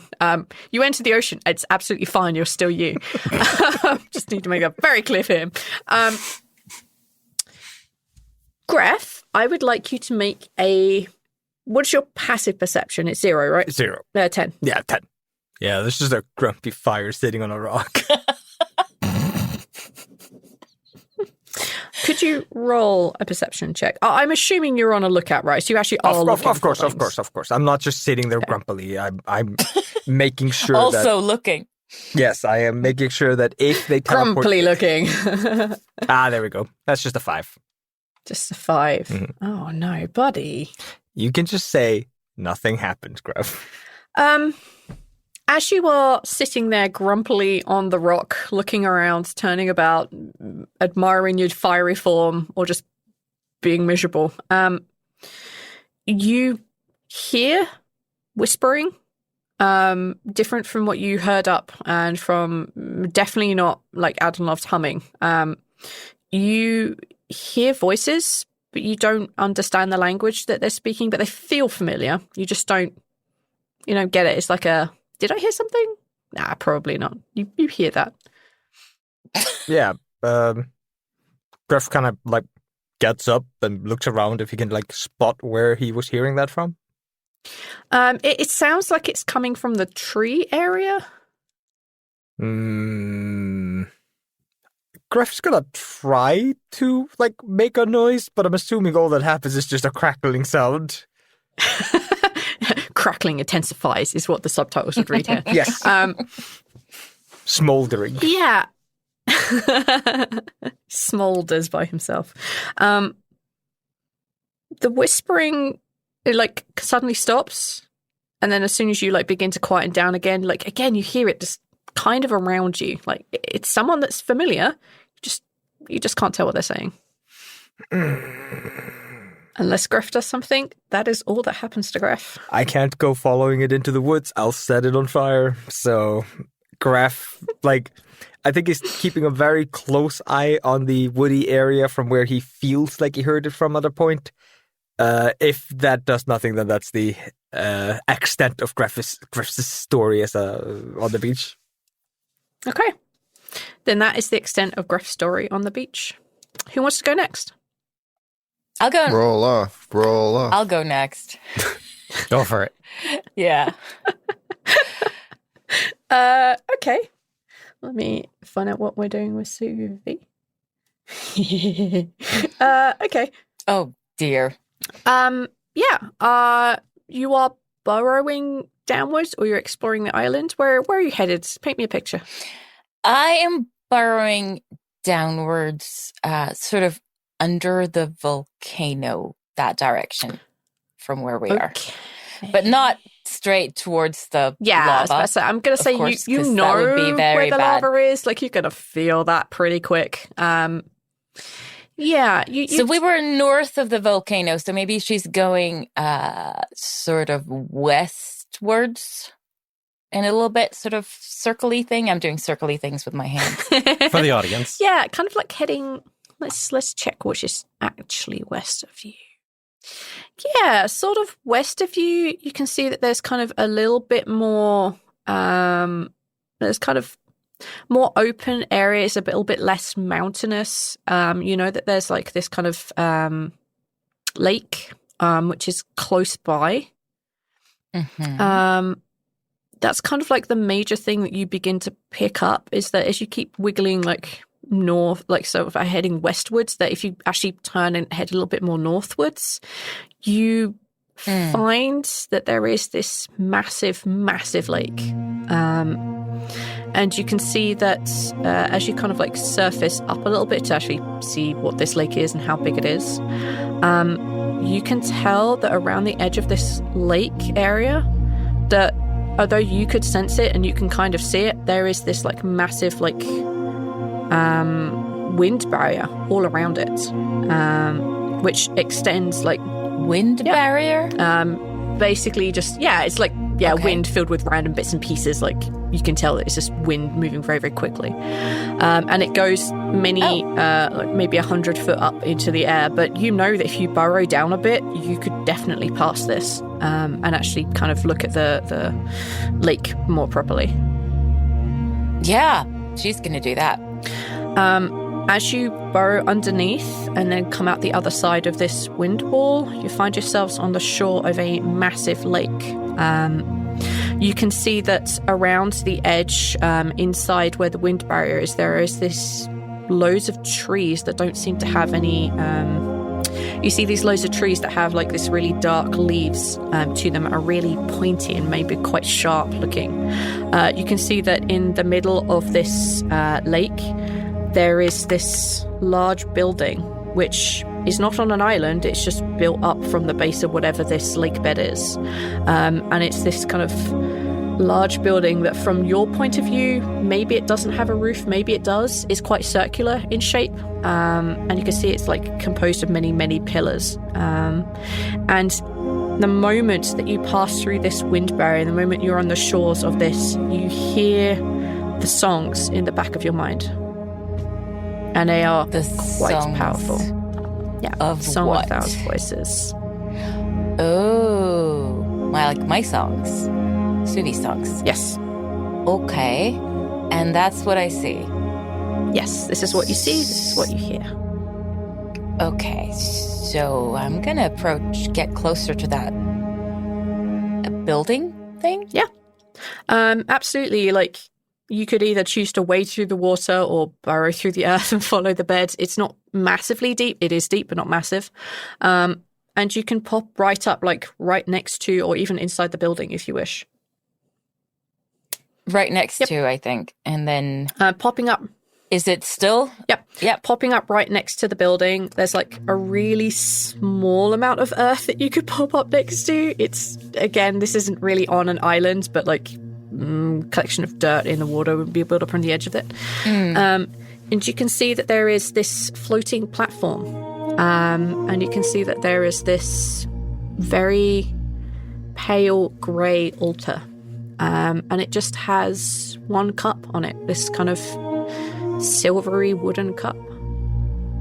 Well, she's gonna approach and take a closer look at the cup, I guess. The cup only has like a couple of runes like carved into its like into the base part, the part that like sits on the table, on the altar. Sorry. There doesn't seem to be anything massively special about it, at least not with your elemental eyes. Is there anything in the cup? No, not It's to your empty. elemental eyes. Right. And the runes, I don't recognize them. You can make an Arcana check, so that'd be using Suvi's Arcana. I got a 3. So, Yeah, nothing. You don't recognize them I whatsoever. have no idea what that is. They could be a child's drawing for all you know. Right. Okay. So, can I grab the cup and lift it? Yeah, you pick it up and you lift Does it. anything happen? No. Nope. Okay. I'm gonna go. I'm gonna go to the lake and fill it with water. As soon as you leave the side of the building, it out of your hand and reappears back on the altar. Oh no. Okay. What am I gonna do with this cup thing? Okay. And the Arcana didn't tell me anything. So, am I perceiving anything else around me apart from the cup and the altar? You can roll a perception check for me. Using Suvi's? No, using the straight using the thing. elemental. She's not doing very well. I got it too.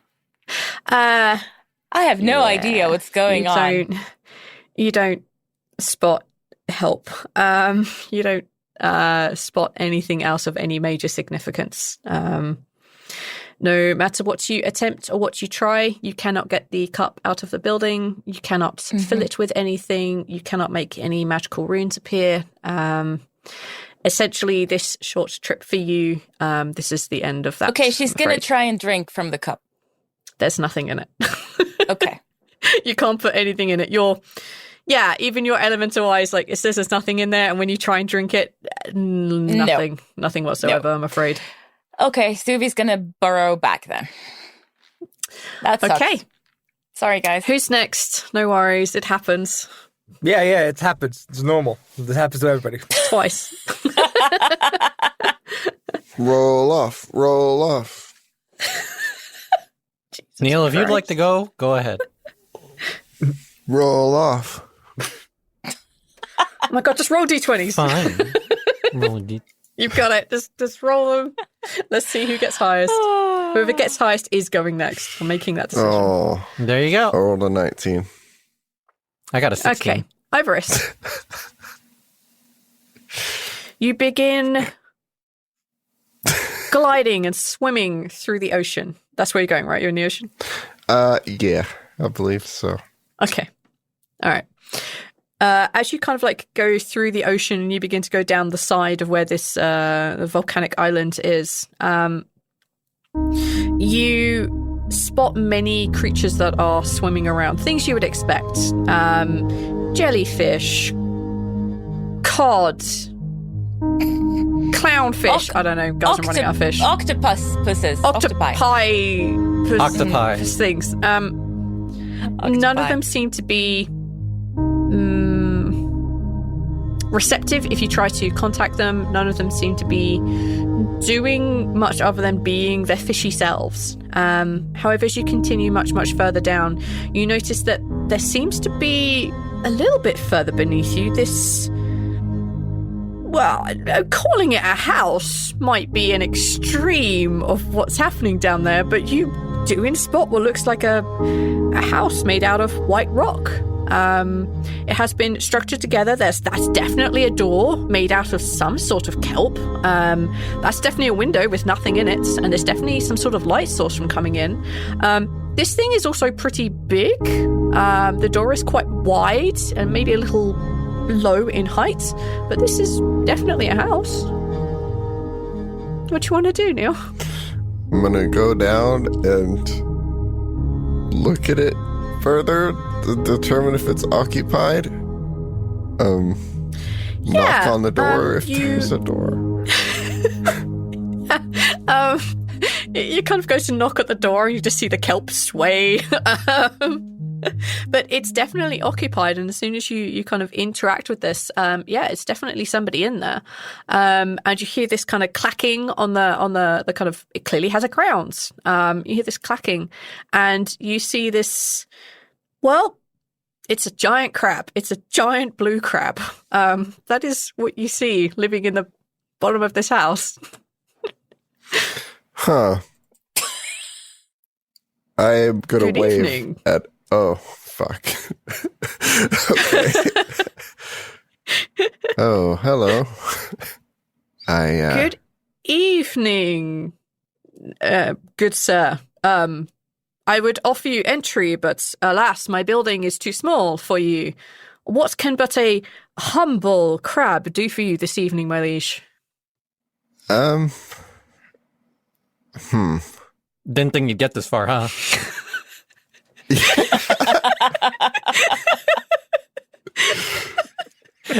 All I found was a cup. Maybe you have to put the crab in the cup. And give it to the whisper. Yes. Yeah. Sacrificial offering. This is strange.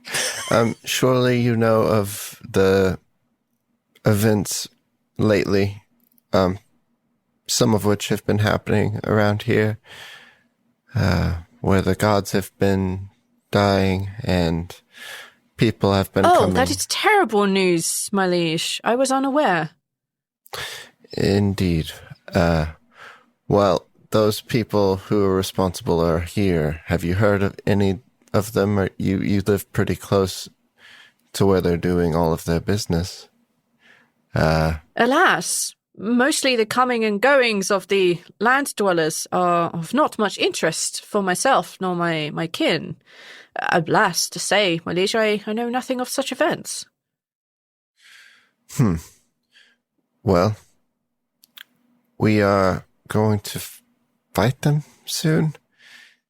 And Sounds like a splendid idea for you, sir. Good luck. yeah, well, we could use a bit of help. The people we're fighting are quite strong, and we are quite new here. But the elementals have been lieges of this environment for millennia. Yeah,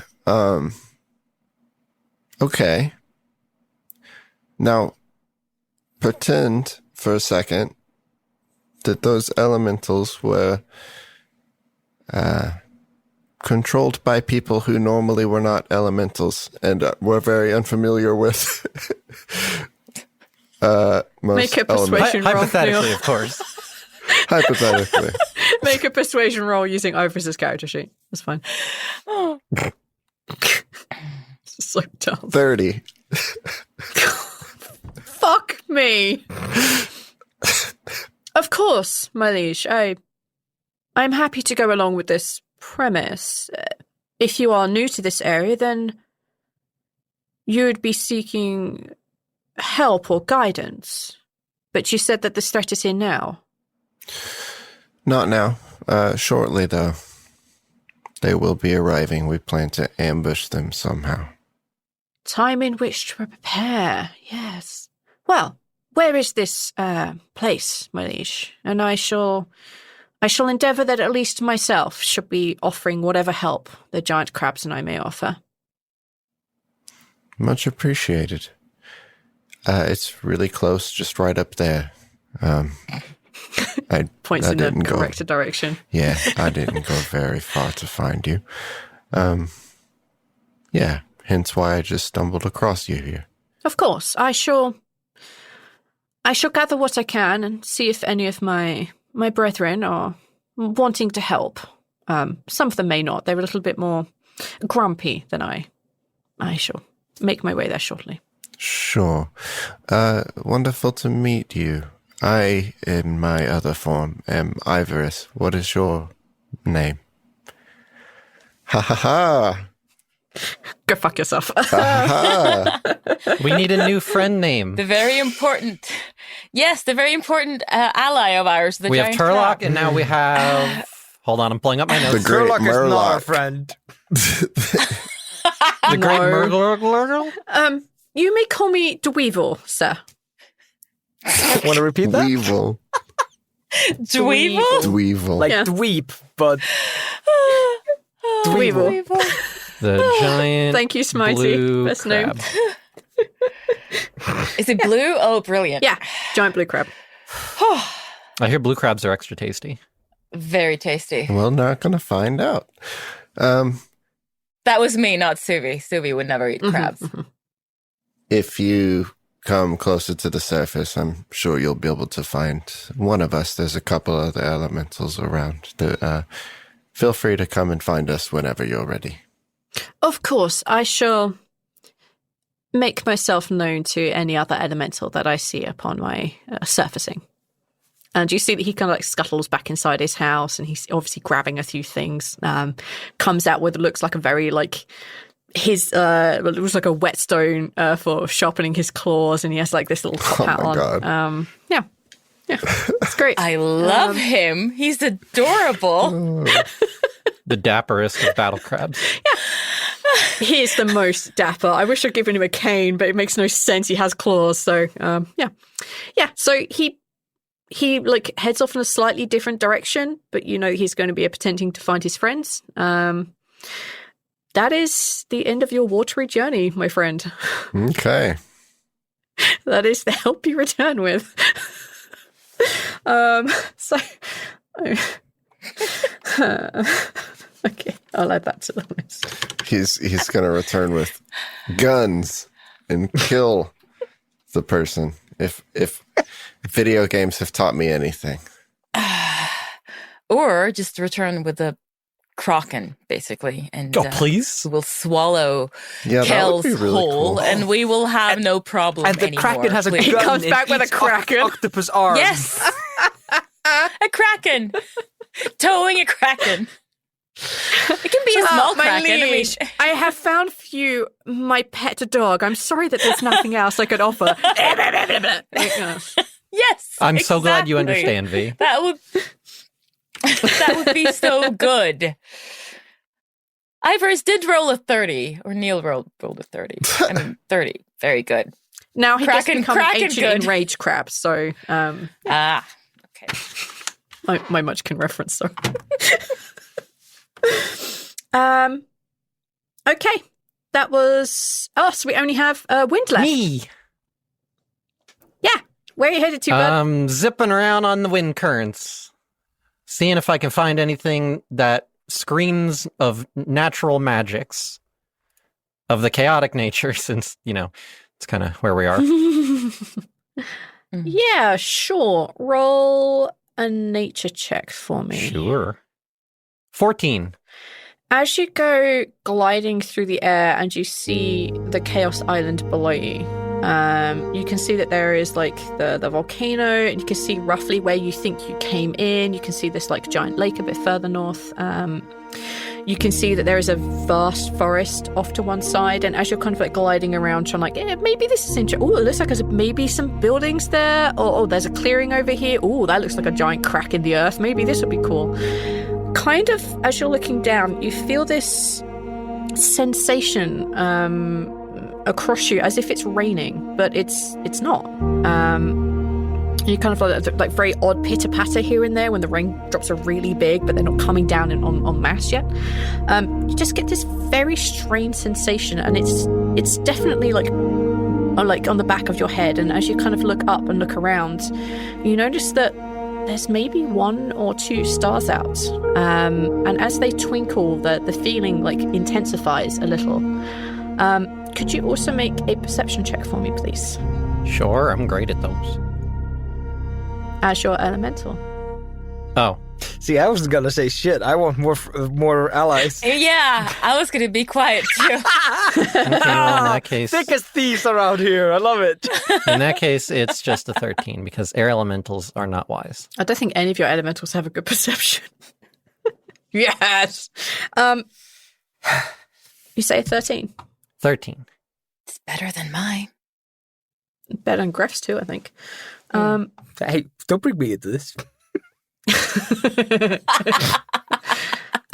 You notice that the 1 or 2 stars are moving at a speed that is not normal. The stars shouldn't really move like this unless they're shooting stars, but these aren't shooting stars. You see them like coming together, and they seem to merge and become one slightly brighter, larger star, like we would think of our North Star, like much, much brighter than the others. But you wanted to notice that it seems to be getting closer to you. It's even closer. It becomes so bright now you don't understand why everything beneath you is not looking up at this bright light. right above you. I'm watching. And you see that it gets probably within 50 feet of you, and it is, as you notice, a mass of small stars all together in this kind of orb shape. They seem to be heading directly towards you. Cool. Not getting out of the way? I mean, You die. like, if it's, like, zipping directly at me like it's gonna fucking hit me, then I'll, like, move a little to the side. Just... It's definitely coming towards you, and as you shift a little bit, you do notice a very slight, gentle course correction. And as they come right up to you, they kind of, like, split apart and kind of, like, gather around your form, so that you're kind of, like, floating in this... You're floating in the air in this kind of aura of tiny, twinkling starlight. Oh. And you hear this equally kind of melodic, musical, twinkly voice just all around you. And it says, "We have come to help. When the elementals have formed, we come. Is now the time for our help, before the last of us disappears."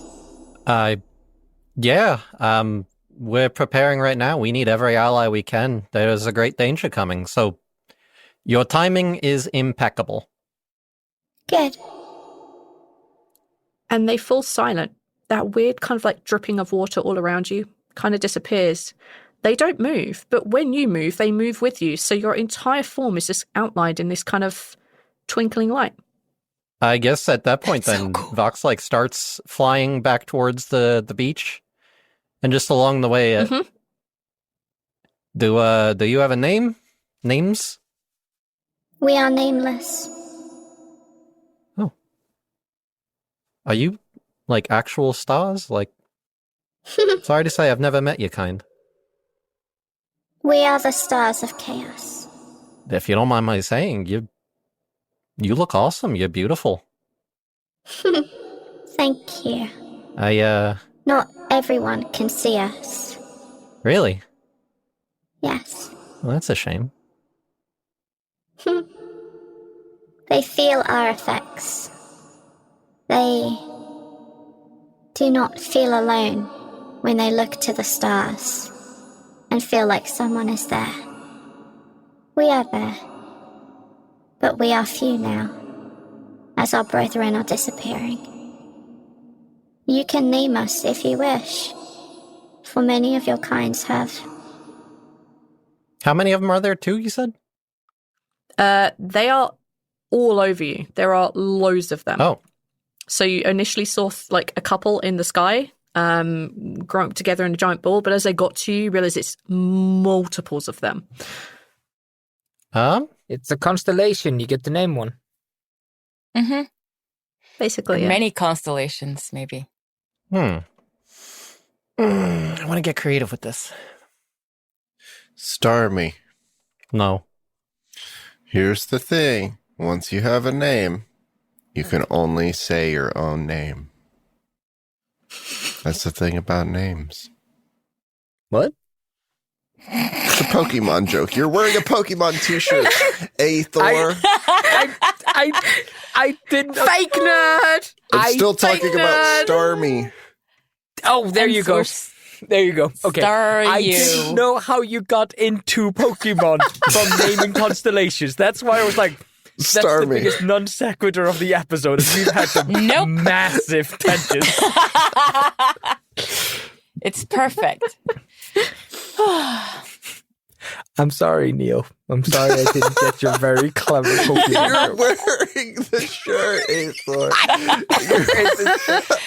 This shirt's like probably close to 10 years old. I wear it like for like a month, and then it just goes way back in the cupboard for like a year. This is where you say that the Pokemon Starmie is called something else in Icelandic, Aethor. No. The only way to get out of this situation. Oh, yeah. Starmie is named Stjarnajeg in Icelandic. Yes, Yep. there we go. Exactly. Yeah. So that's why you didn't get that joke. Yeah. See? Sorry, Neil. It's a language thing. It's okay. I just don't get the joke. Got it. Yep. I mean, yeah, I guess if you want a name, How does Circinus sound to you? We approve of this. I'm glad. Nice to meet you, Circinus. My name's Kaz. Nice to meet you, Cass. We are Circinus. Let's go kick some ass, huh? The four of you meet back up. It is probably an hour or two after dark. Your crab friend has not turned up yet. I'm sorry to say. How big The is whisperings. crab friend? Crab is giant. As As in in- A giant enraged ancient crab. a thing with Kraken size? giant can mean many things because, like, a crab the size of a dog is a giant crab. A crab the size of a person is a giant crab. A crab the size of a house Crab the is a size of a giant crab. mountain size Giant is crab. a giant crab. Yeah. Yeah, mountain size. That's what we want. Let me look this up. You're not getting a giant. You're not getting a mountain-sized giant crab. Oh, why not? It would be It's not. delightful. Monsters. Giant crab. It's a medium creature. No, he's not a medium. Oh, then- It's no. Your giant, not enraged. Your giant, gentleman blue crab with a top hat. He's probably like twice the height of a man. Like twice the fuck. height of Greff.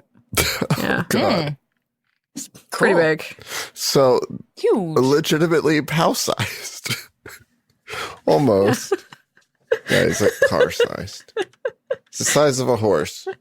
I'm trying to put a size on this thing. It's I can't, man. Like it's the size of like a really tall. Yeah, it's big. It's a big crab. Okay. It's really big. Size of a medium Like, if- boat. To be fair, if I saw a crab like the same height as Greff, I'd be like, damn, that is a giant crab. No, yeah, But I'd if say I the saw a sa- crab that was twice the height of Greff, I'd be like, fuck me, that is a giant crab. Mm-hmm. For sure. Considering the I'd biggest crab. say the like, same about a dog-sized crab, though. That's about as big as they get. The biggest crab, I think, is a coconut crab, and they're about the size of a small dog. Damn. Damn. Actually, they're a bit No, bigger. okay, so that's huge. Got it. All right. Yeah, pretty big. Pretty big. Wow. Pretty huge. So bigger than the 15 by 15. Maybe not. My 15 by 15 illusion capability. Would I be able to make the big crab? No, because you're 15 by 15. Like the crab is like that tall. Okay. Crabs are traditionally I wider can make Very half the wide. crab. than Oh, they yeah. are tall. Gotcha. Yeah. Okay. All right. So yeah, it Big would crab. be, would be difficult. That Right. would be a weird big. illusion. I made half a crab. That's a terrifying illusion. I mean, yes. Yeah, so the four of you return. Your crab-based friend has not returned. When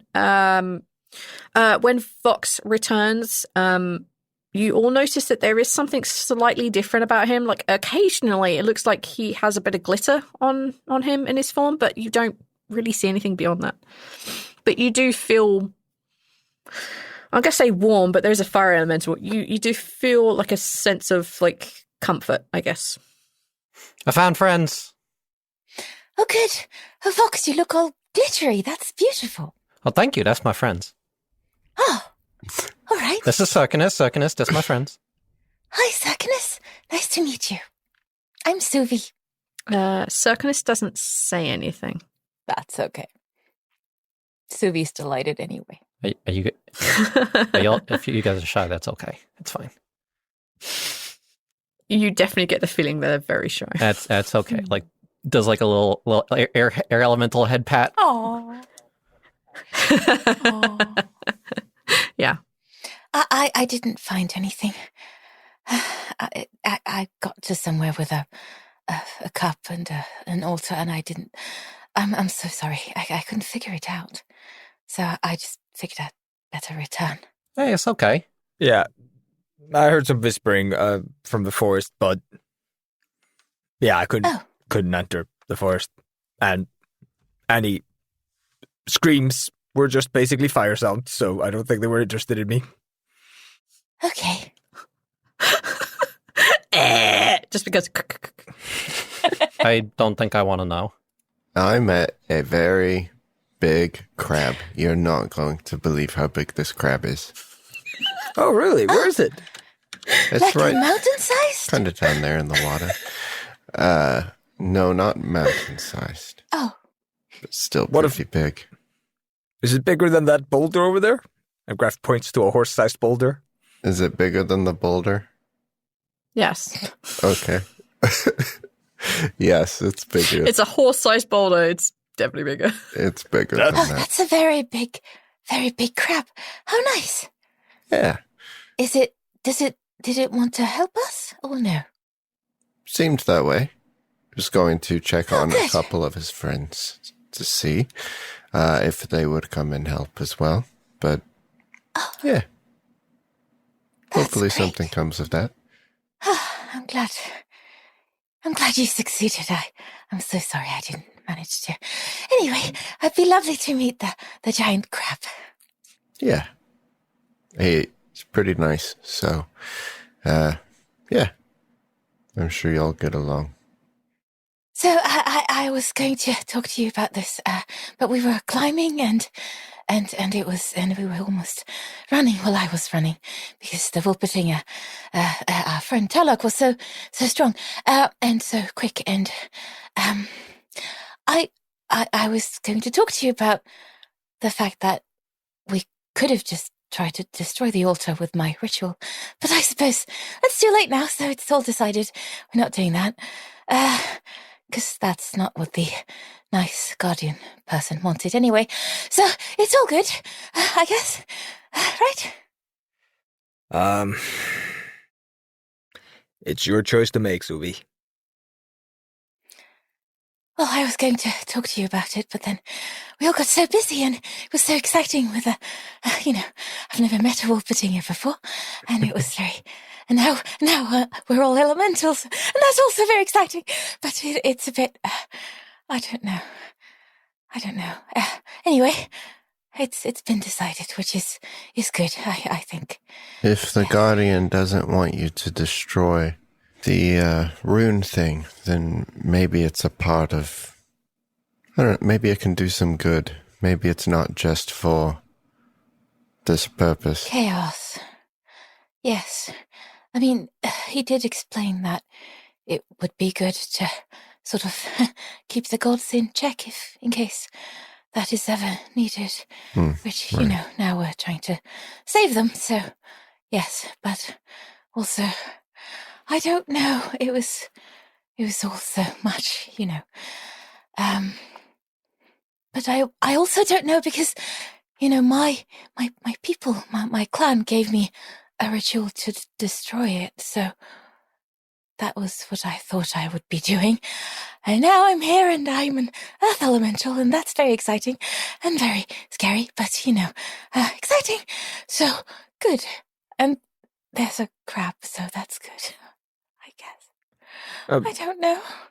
Tell me, Suvi, how did your tribe learn of this ritual to destroy this place? I wouldn't know that, would I, Faye? It was part of the Song of a Thousand Voices. So you would either be able to destroy the altar here, or you'd be able to become the guardian of it. Yeah, and that's the ritual I was given. Yeah, that's the ritual that you learned from Lilira. But the question is, Yeah. how did they come across this ritual? She learnt it from a goddess.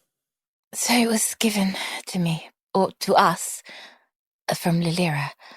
So, if Lilira wants me to destroy it, and Lilira is, or was, Lilira is dead, but Lilira was the god and wanted me to destroy or become a guardian, then maybe, yes. That's one of those things. I should do one of those things, right? It was the dying wish of a goddess, so goddess of joy. Right.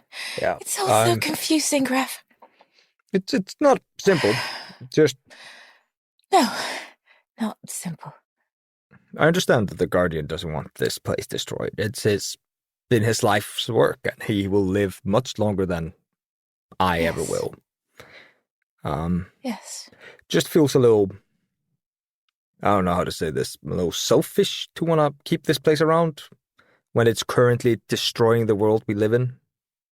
Yes. Well, it's about the power of the gods, right? It's keeping them in check, or however he put it. Yes.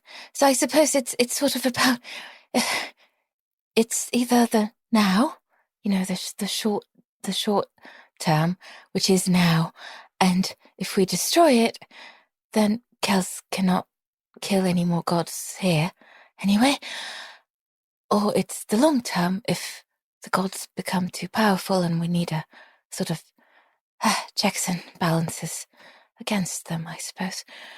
So it's either if we think it's gonna end everything anyway because the gods are dying, or if there isn't after.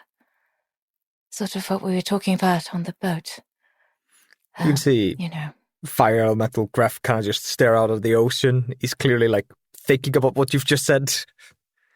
It's like, okay, that was profound. Yeah, I guess that's a good point. Yes. I was gonna say, when would mortals ever be able to be a threat to the gods? But yeah, a couple of them have fallen, and that wasn't even all of mortals standing against them. It was just a cult. Yes. A very powerful cult, but a cult. So it can happen. And because it has happened. Well, what would happen if we had no gods left? I don't know. Yeah, I think Greff's absolutely lost in thought now. It's just like, wait, we can just kill gods. Wait, no, this is... what happens? I don't understand. But I thought the whole point of them killing the gods is that will bring an end to everything. Won't it? If there are no gods left, what is there a purpose left? I don't know. I was never very good at the god stuff. I was always much better at plants and Can we very small can we not talk animals. about killing gods? I'm a little uncomfortable right now. I'm sorry, folks. I already feel kind of disconnected, being that I can't really feel the two of them. I don't like it. I don't want to be talking about it. Sorry. Okay. Well, my mom always told me the gods were here to keep everything even. That to keep things balanced, I think is the way she would phrase it. Without them, there's no balance. Right. And I know that when Lilira was alive, she brought so much joy, not just to us, to my village and my clan and my peoples, but to the world. And I know that the other gods bring other things that are important as well. I know that. I don't like this place. This place feels excessive. In what way? Like keeping a sword in your house because you have chickens. In case they go feral chickens? Just feels like it's just going to hurt you more than it's ever going to hurt anything that the chicken will ever be able to do to you. Like, right. Yes. Maybe this analogy isn't working. Greff looks out again. Like, Suvi is thinking about the chickens. Well, Greff, I think you had like half the idea right, and then you missed the other half of having the sword in the house to protect the chickens from the fox, not to kill the chickens. Yeah, I mean, you can kill the chickens to eat them if you want, but like, I'm keeping a sword to protect my foxes from chickens, but these are exploding Greff, Greff, just stop. I don't think this analogy is going to work. You're going to get a nosebleed. Greff, chickens are fluffy. Fluffy chickens. Very sweet and fluffy. I'll figure it out. I'll get back to you guys. No, you don't need to do that, Greff. It's quite fine, really. Trust me. Like it's fine. No, don't try to stop After me. you guys are like after you guys are floating like away from the island on like like a couple of boards or doors or something. This is the last we see. Greff's like, I have the analogy. At the end of the world, listen to me. I have it. It's ducks, not chickens. A three-legged fox living in a burrow with a mole. Okay, let me finish. Wait, let me finish. I love that we're having campfire chat with campfire Greff. We're literal mental. campfire. Yeah. Campfire throwing at you pseudo-philosophical questions. Yes. And looking out to sea in a pensive way.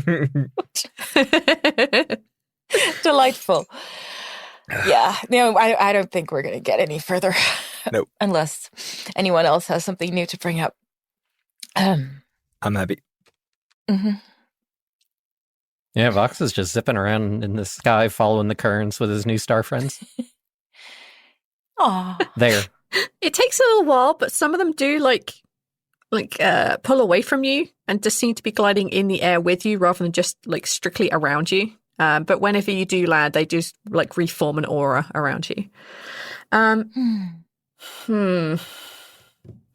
Okay, Neil. Yeah. Since you were the instigator of the fallout of what is happening, could you roll a D3 for me, please? I have instigated. What have you instigated? I don't know. I got a 1. That's not good. Oh. Either Suvi or Vox. Suvi, you can roll a D2 for me. And Ivoris, Vox, high or low? Low. Was it a D2? Okay. D2? Yes, please. Okay. You picked a 1. Okay, you picked a low. Oh. Okay, so 1. Great. That's good. That's good news. That's good Teamwork. news. Yes, Yep. good. The power Sorry. of predictions. I've got nothing for you, Greff. I'm sorry. Grumpy campfire, being grumpy. Nope, Graf's working on the analogy. All right, I'll give you one more shot because I feel bad that you didn't get to have a shot It's at this. fine, dude. Roll a perception check for me. Aww. I don't need to give you disadvantage because you don't have any bonuses. Pity rolls. I appreciate it. Yes, it's a pity roll. All right, that's a 7. Nah, you don't hear shit. I'm sorry. Oh, you're not gonna Crap. condescendingly say, "Oh, I'm sorry, but not this time." I'm sorry. You hear whisperings in the back of your mind, and they seem to be coming from the forest, or maybe it's coming from the whispering of the moss on the volcano. You're not really sure. You're just hearing whispers. Oh. You think you recognize the voice, but you don't recognize the language. Chaos. I'm trying to give you something. It's okay, dude. Neil, you rolled a 1, didn't you? Yes. Yeah. On Okay. a D3, though, that's not bad. Not the worst. Yes, it is. It's literally the worst. What are you And talking also about? for team psychic over there, they did great. 1 is only 2 away from 3, so it's almost to the best. Yeah, it's almost the best. But why was 6 afraid of 7? 7, 8, 9?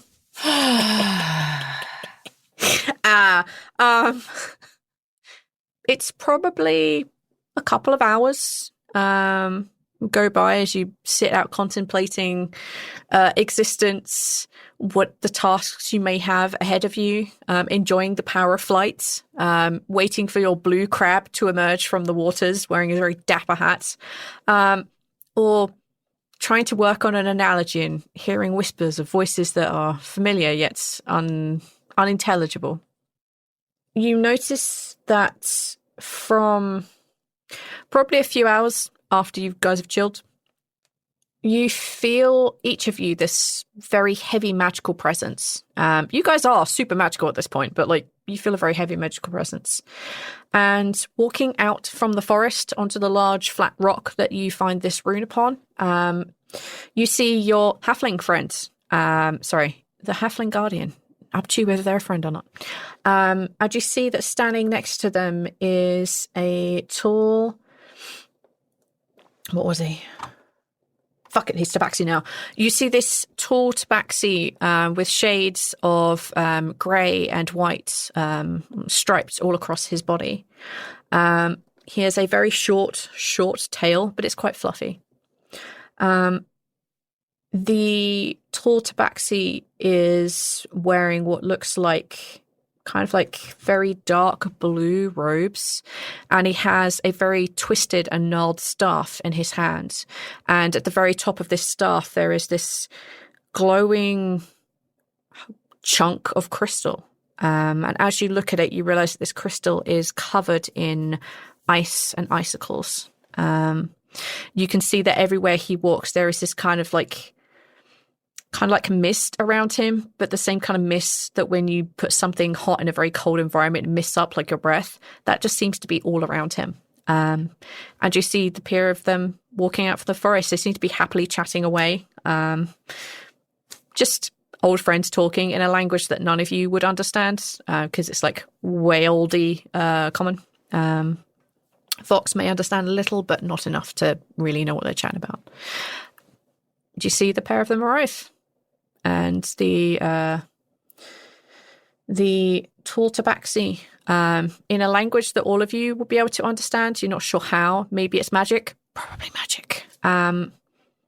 He says, greetings. My friend here, and he looks back at the four of you, says that you need just a little bit of help. Yes, hello. I'm Suvi. What's your name? Nice to meet you. Let's give him a good name. I think we need a lot of help. Yes, I would agree. Very much. Lots of help, yes. My name is Hearn. Oh, lovely to meet you, Han. These are my friends, Greff, Vox, and Ivoris. Hello. Pleasure to meet you. I am Hearn. They call me the father of nature. Oh, that's so nice. I like nature. So do I. So, a lot of help, you say? Yes. We will be facing... yes, scary stuff. How much has he told you about our circumstance? Actually, let me rephrase that. How much has he told you about his circumstance? He looks down, he looks back, he says, he's being ridiculous. Everything passes. It's just the cycle of life. There will be new checks and balances for the gods, if need be, or a new guardian will come forth.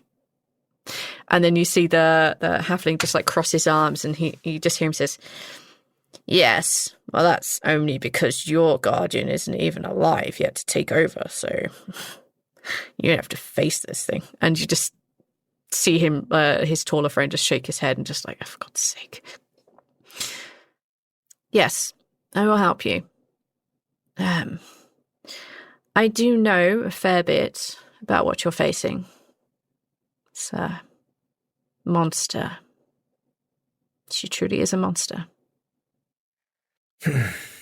Does she really have fangs the size of... I don't know what it was. Deer? Yeah, I think it was a deer, yeah. No. She was just a mortal like us. Oh. Came across her in my time once or twice. Always gave me the shivers. Which is odd for me. And he looks like down at himself, looks at the ice crystal, looks back at the four of you. Yes, that would make sense, I think. Right. No, she's just like us. So just going back Sadly. to what you were saying earlier, the maybe not being a disaster if we needed to destroy this place? You see the halfling just kind of like, he says, there would be a lot less accountability for the gods if this place did not exist. But as my friend Hope keeps reminding me, our time is coming to an end and the future is in your hands. So if you feel like you have to destroy this place, then I guess you should. And he just like sits down grumpily on the floor. Hen just kind of looks down at his grumpy friend and like rolls his eyes. And he says, it will not be the end of the world if you destroy it. It makes the future difficult for some. Right. But of course, if we don't even get there, Yes, we're not exactly. saving anything at all. If we don't have a future without destroying it, then it needs to be destroyed, right? But we're not there right now. So We're not. Right.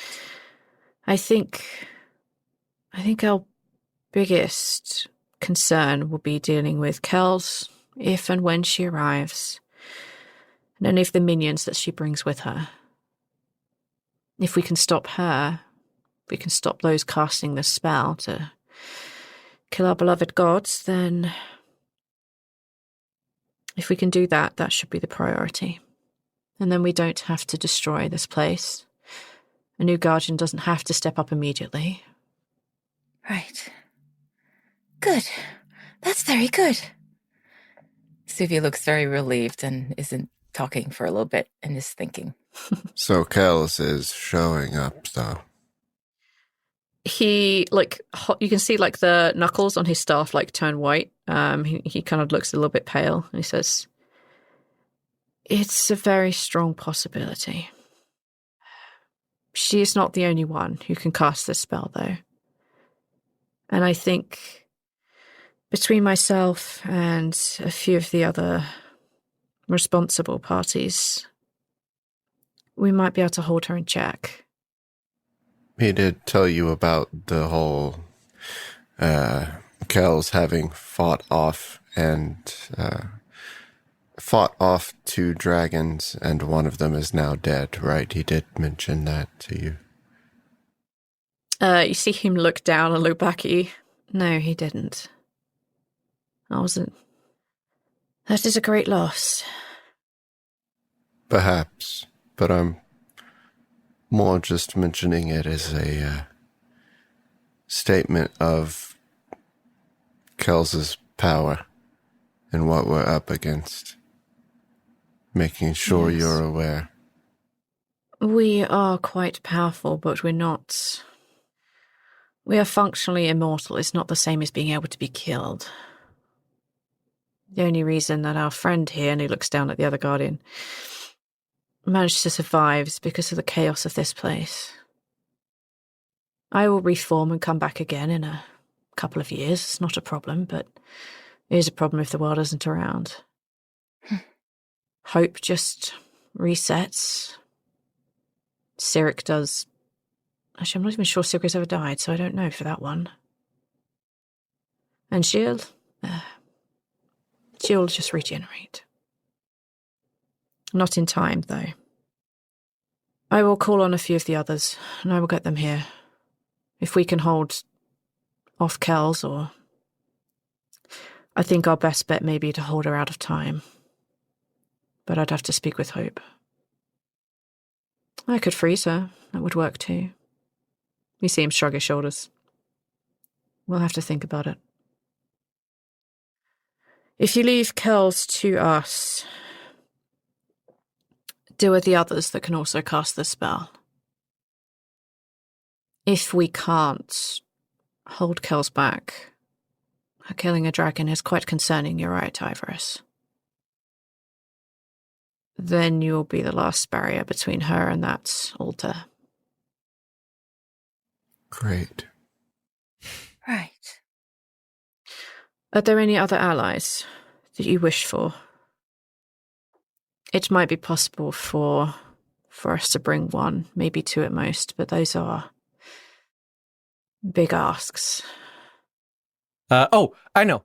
Because wait, does the Emil coin contact Emil or summon Emil? Contact. I guess I have to go fly back to my body? To get the coin. Yeah, the coin is on the body, yeah. And that would take a while. Yes, it would take a while. Oops. Yeah. So no. Oopsie-doodle. So a lot of things has been decided for us with this elemental thing. We're just here. You didn't have to leave. You could have stayed. I know. Trying to think of what allies we have we could call on. Let me look at my notes. I'm not calling on, what's his name? Ased? Mm-hmm. Like Ased would be great. I think Ased would be great, but I do not think he is talented enough to actually make a difference in the fight. You're right. I think he's only a level 4 rogue. Yeah, he. The fact that he let Greff beat him up once tells me he was not very high level rogue. Mm-mm. He really isn't. He's an absolute scrub. Let's summon Cat Lady from Freedom's Bluff. Dalka? Yes! You promised you'd be done with me. You promised you'd never come back. Yeah, but then you tore up your entire fucking office to, like, be rid of us, and you know what? That just hurt a little bit. I know. We have an ally we might be able to call on. Ooh. Mm-hmm. What's the fuck's the name of, was it Shadowfist? Dalton? Oh, Canton Shadowfist? Yeah, dude that beat the shit out of Greff a bunch of times. Yeah. Oh, that was fun. Yeah, Canton Your Shadowfist. mentor. Yeah. I think his name was Canton. Yeah. Dude's a badass. I'm going to search for Shadowfist. Canton. Hang on. Yeah, he right here. Canton Shadowfist. First note, my master. Second note, he's gone. Oh, yeah. Third note, technically speaking, I don't know him. Some Vox solid came moves. around literally or Kaz came around like the episode after he left. Yeah, that's true. Shoved him on a boat. The only person Suvi can think of is Demi, and she kind of knows that Demi will turn up if she can. So... You could definitely try, but Demi will not come because she's with the others. Yeah, fighting I know. tension. I mean, I know that. Suvi doesn't know that. And that's also Helsif is there. Yeah. Damas is there. Yeah. Literally everyone All the is there. powerhouses. To be fair, though. Yeah. You have Princess Boo. I was. You also know the book. I was looking at the Princess Boo thing. I don't know. She's level a billion. How about Daisy? You could call Daisy. Could call Daisy. Like, I could tell you that she would be available. She's not involved in any life or death fights with Daisy right now. Mm-hmm. Yeah. What about Daisy? You bet your ass. If Suvi said that out loud, there's like a whoosh as the fire elemental stares you down. What do you mean? Like, I'm. That was kind of me saying Daisy, but Suvi can suggest Daisy. I don't know. I think it's a fun idea, but I know Greff doesn't like it, so just pre-warned. Okay. Do it. So I was thinking maybe your sister, Greff, Daisy? She's quite powerful, isn't she? She already lost her shit on the undead boat. We're gonna bring her to Chaos Island. But she's very nice and she's powerful. Yes? Yes, she is very capable, and I'm very proud of her. Who is Daisy? Daisy's Greff's sister. She's magical. Oh yes, magic on this place. I believe she calls herself a planeswalker. You see him like do like almost like a double take as he looks at you, and he says, "That's Daisy." Oh.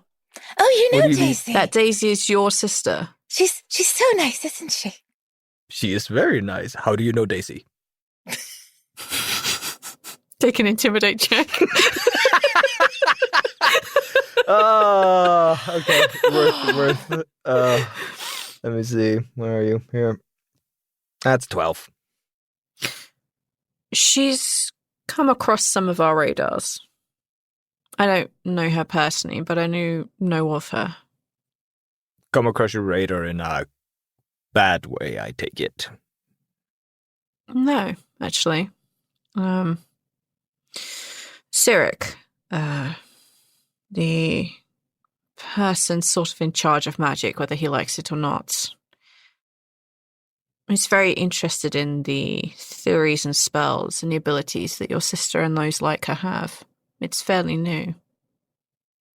Okay. Well, fairly new by our standards. I'm sorry, I keep thinking as such. Last couple of 100 years. Oh. You can definitely see Greff rearranging his thoughts. Just like, oh, I thought you meant like the last couple of years. Okay. You fucker. Times differently for these people. Yeah. I mean, yes, Daisy is quite powerful and quite capable. I don't know how good she is in a fight. She could throw fists when she was younger, but like, I don't know what she's learned since then. I will ask Cyric to speak with her. If she wants to come, she will. Oh, that's great. I'd love to see Daisy again. Yes, it would be You great. see Han's eyes turn purple, and they kind of emit this kind of blue glow right at the edge of the glow. And his eyes like flash clear again. And he says, Cyric will see to it. Fairly soon. Good. Was there anyone else that we were... I think trying to push through the magical defenses here for more than one is a great risk. Fine, let's only risk my sister. That's perfect. I put out a good idea. Just you have to be the one to bring it up. I can't do it. Dude's a fighter. He's not going to get fucked up by the chaos. Like, I know, but I think it's much funnier to bring Daisy. I also want to know what she does. Teleports us out of trouble. Yeah, me too, Greff. Me too.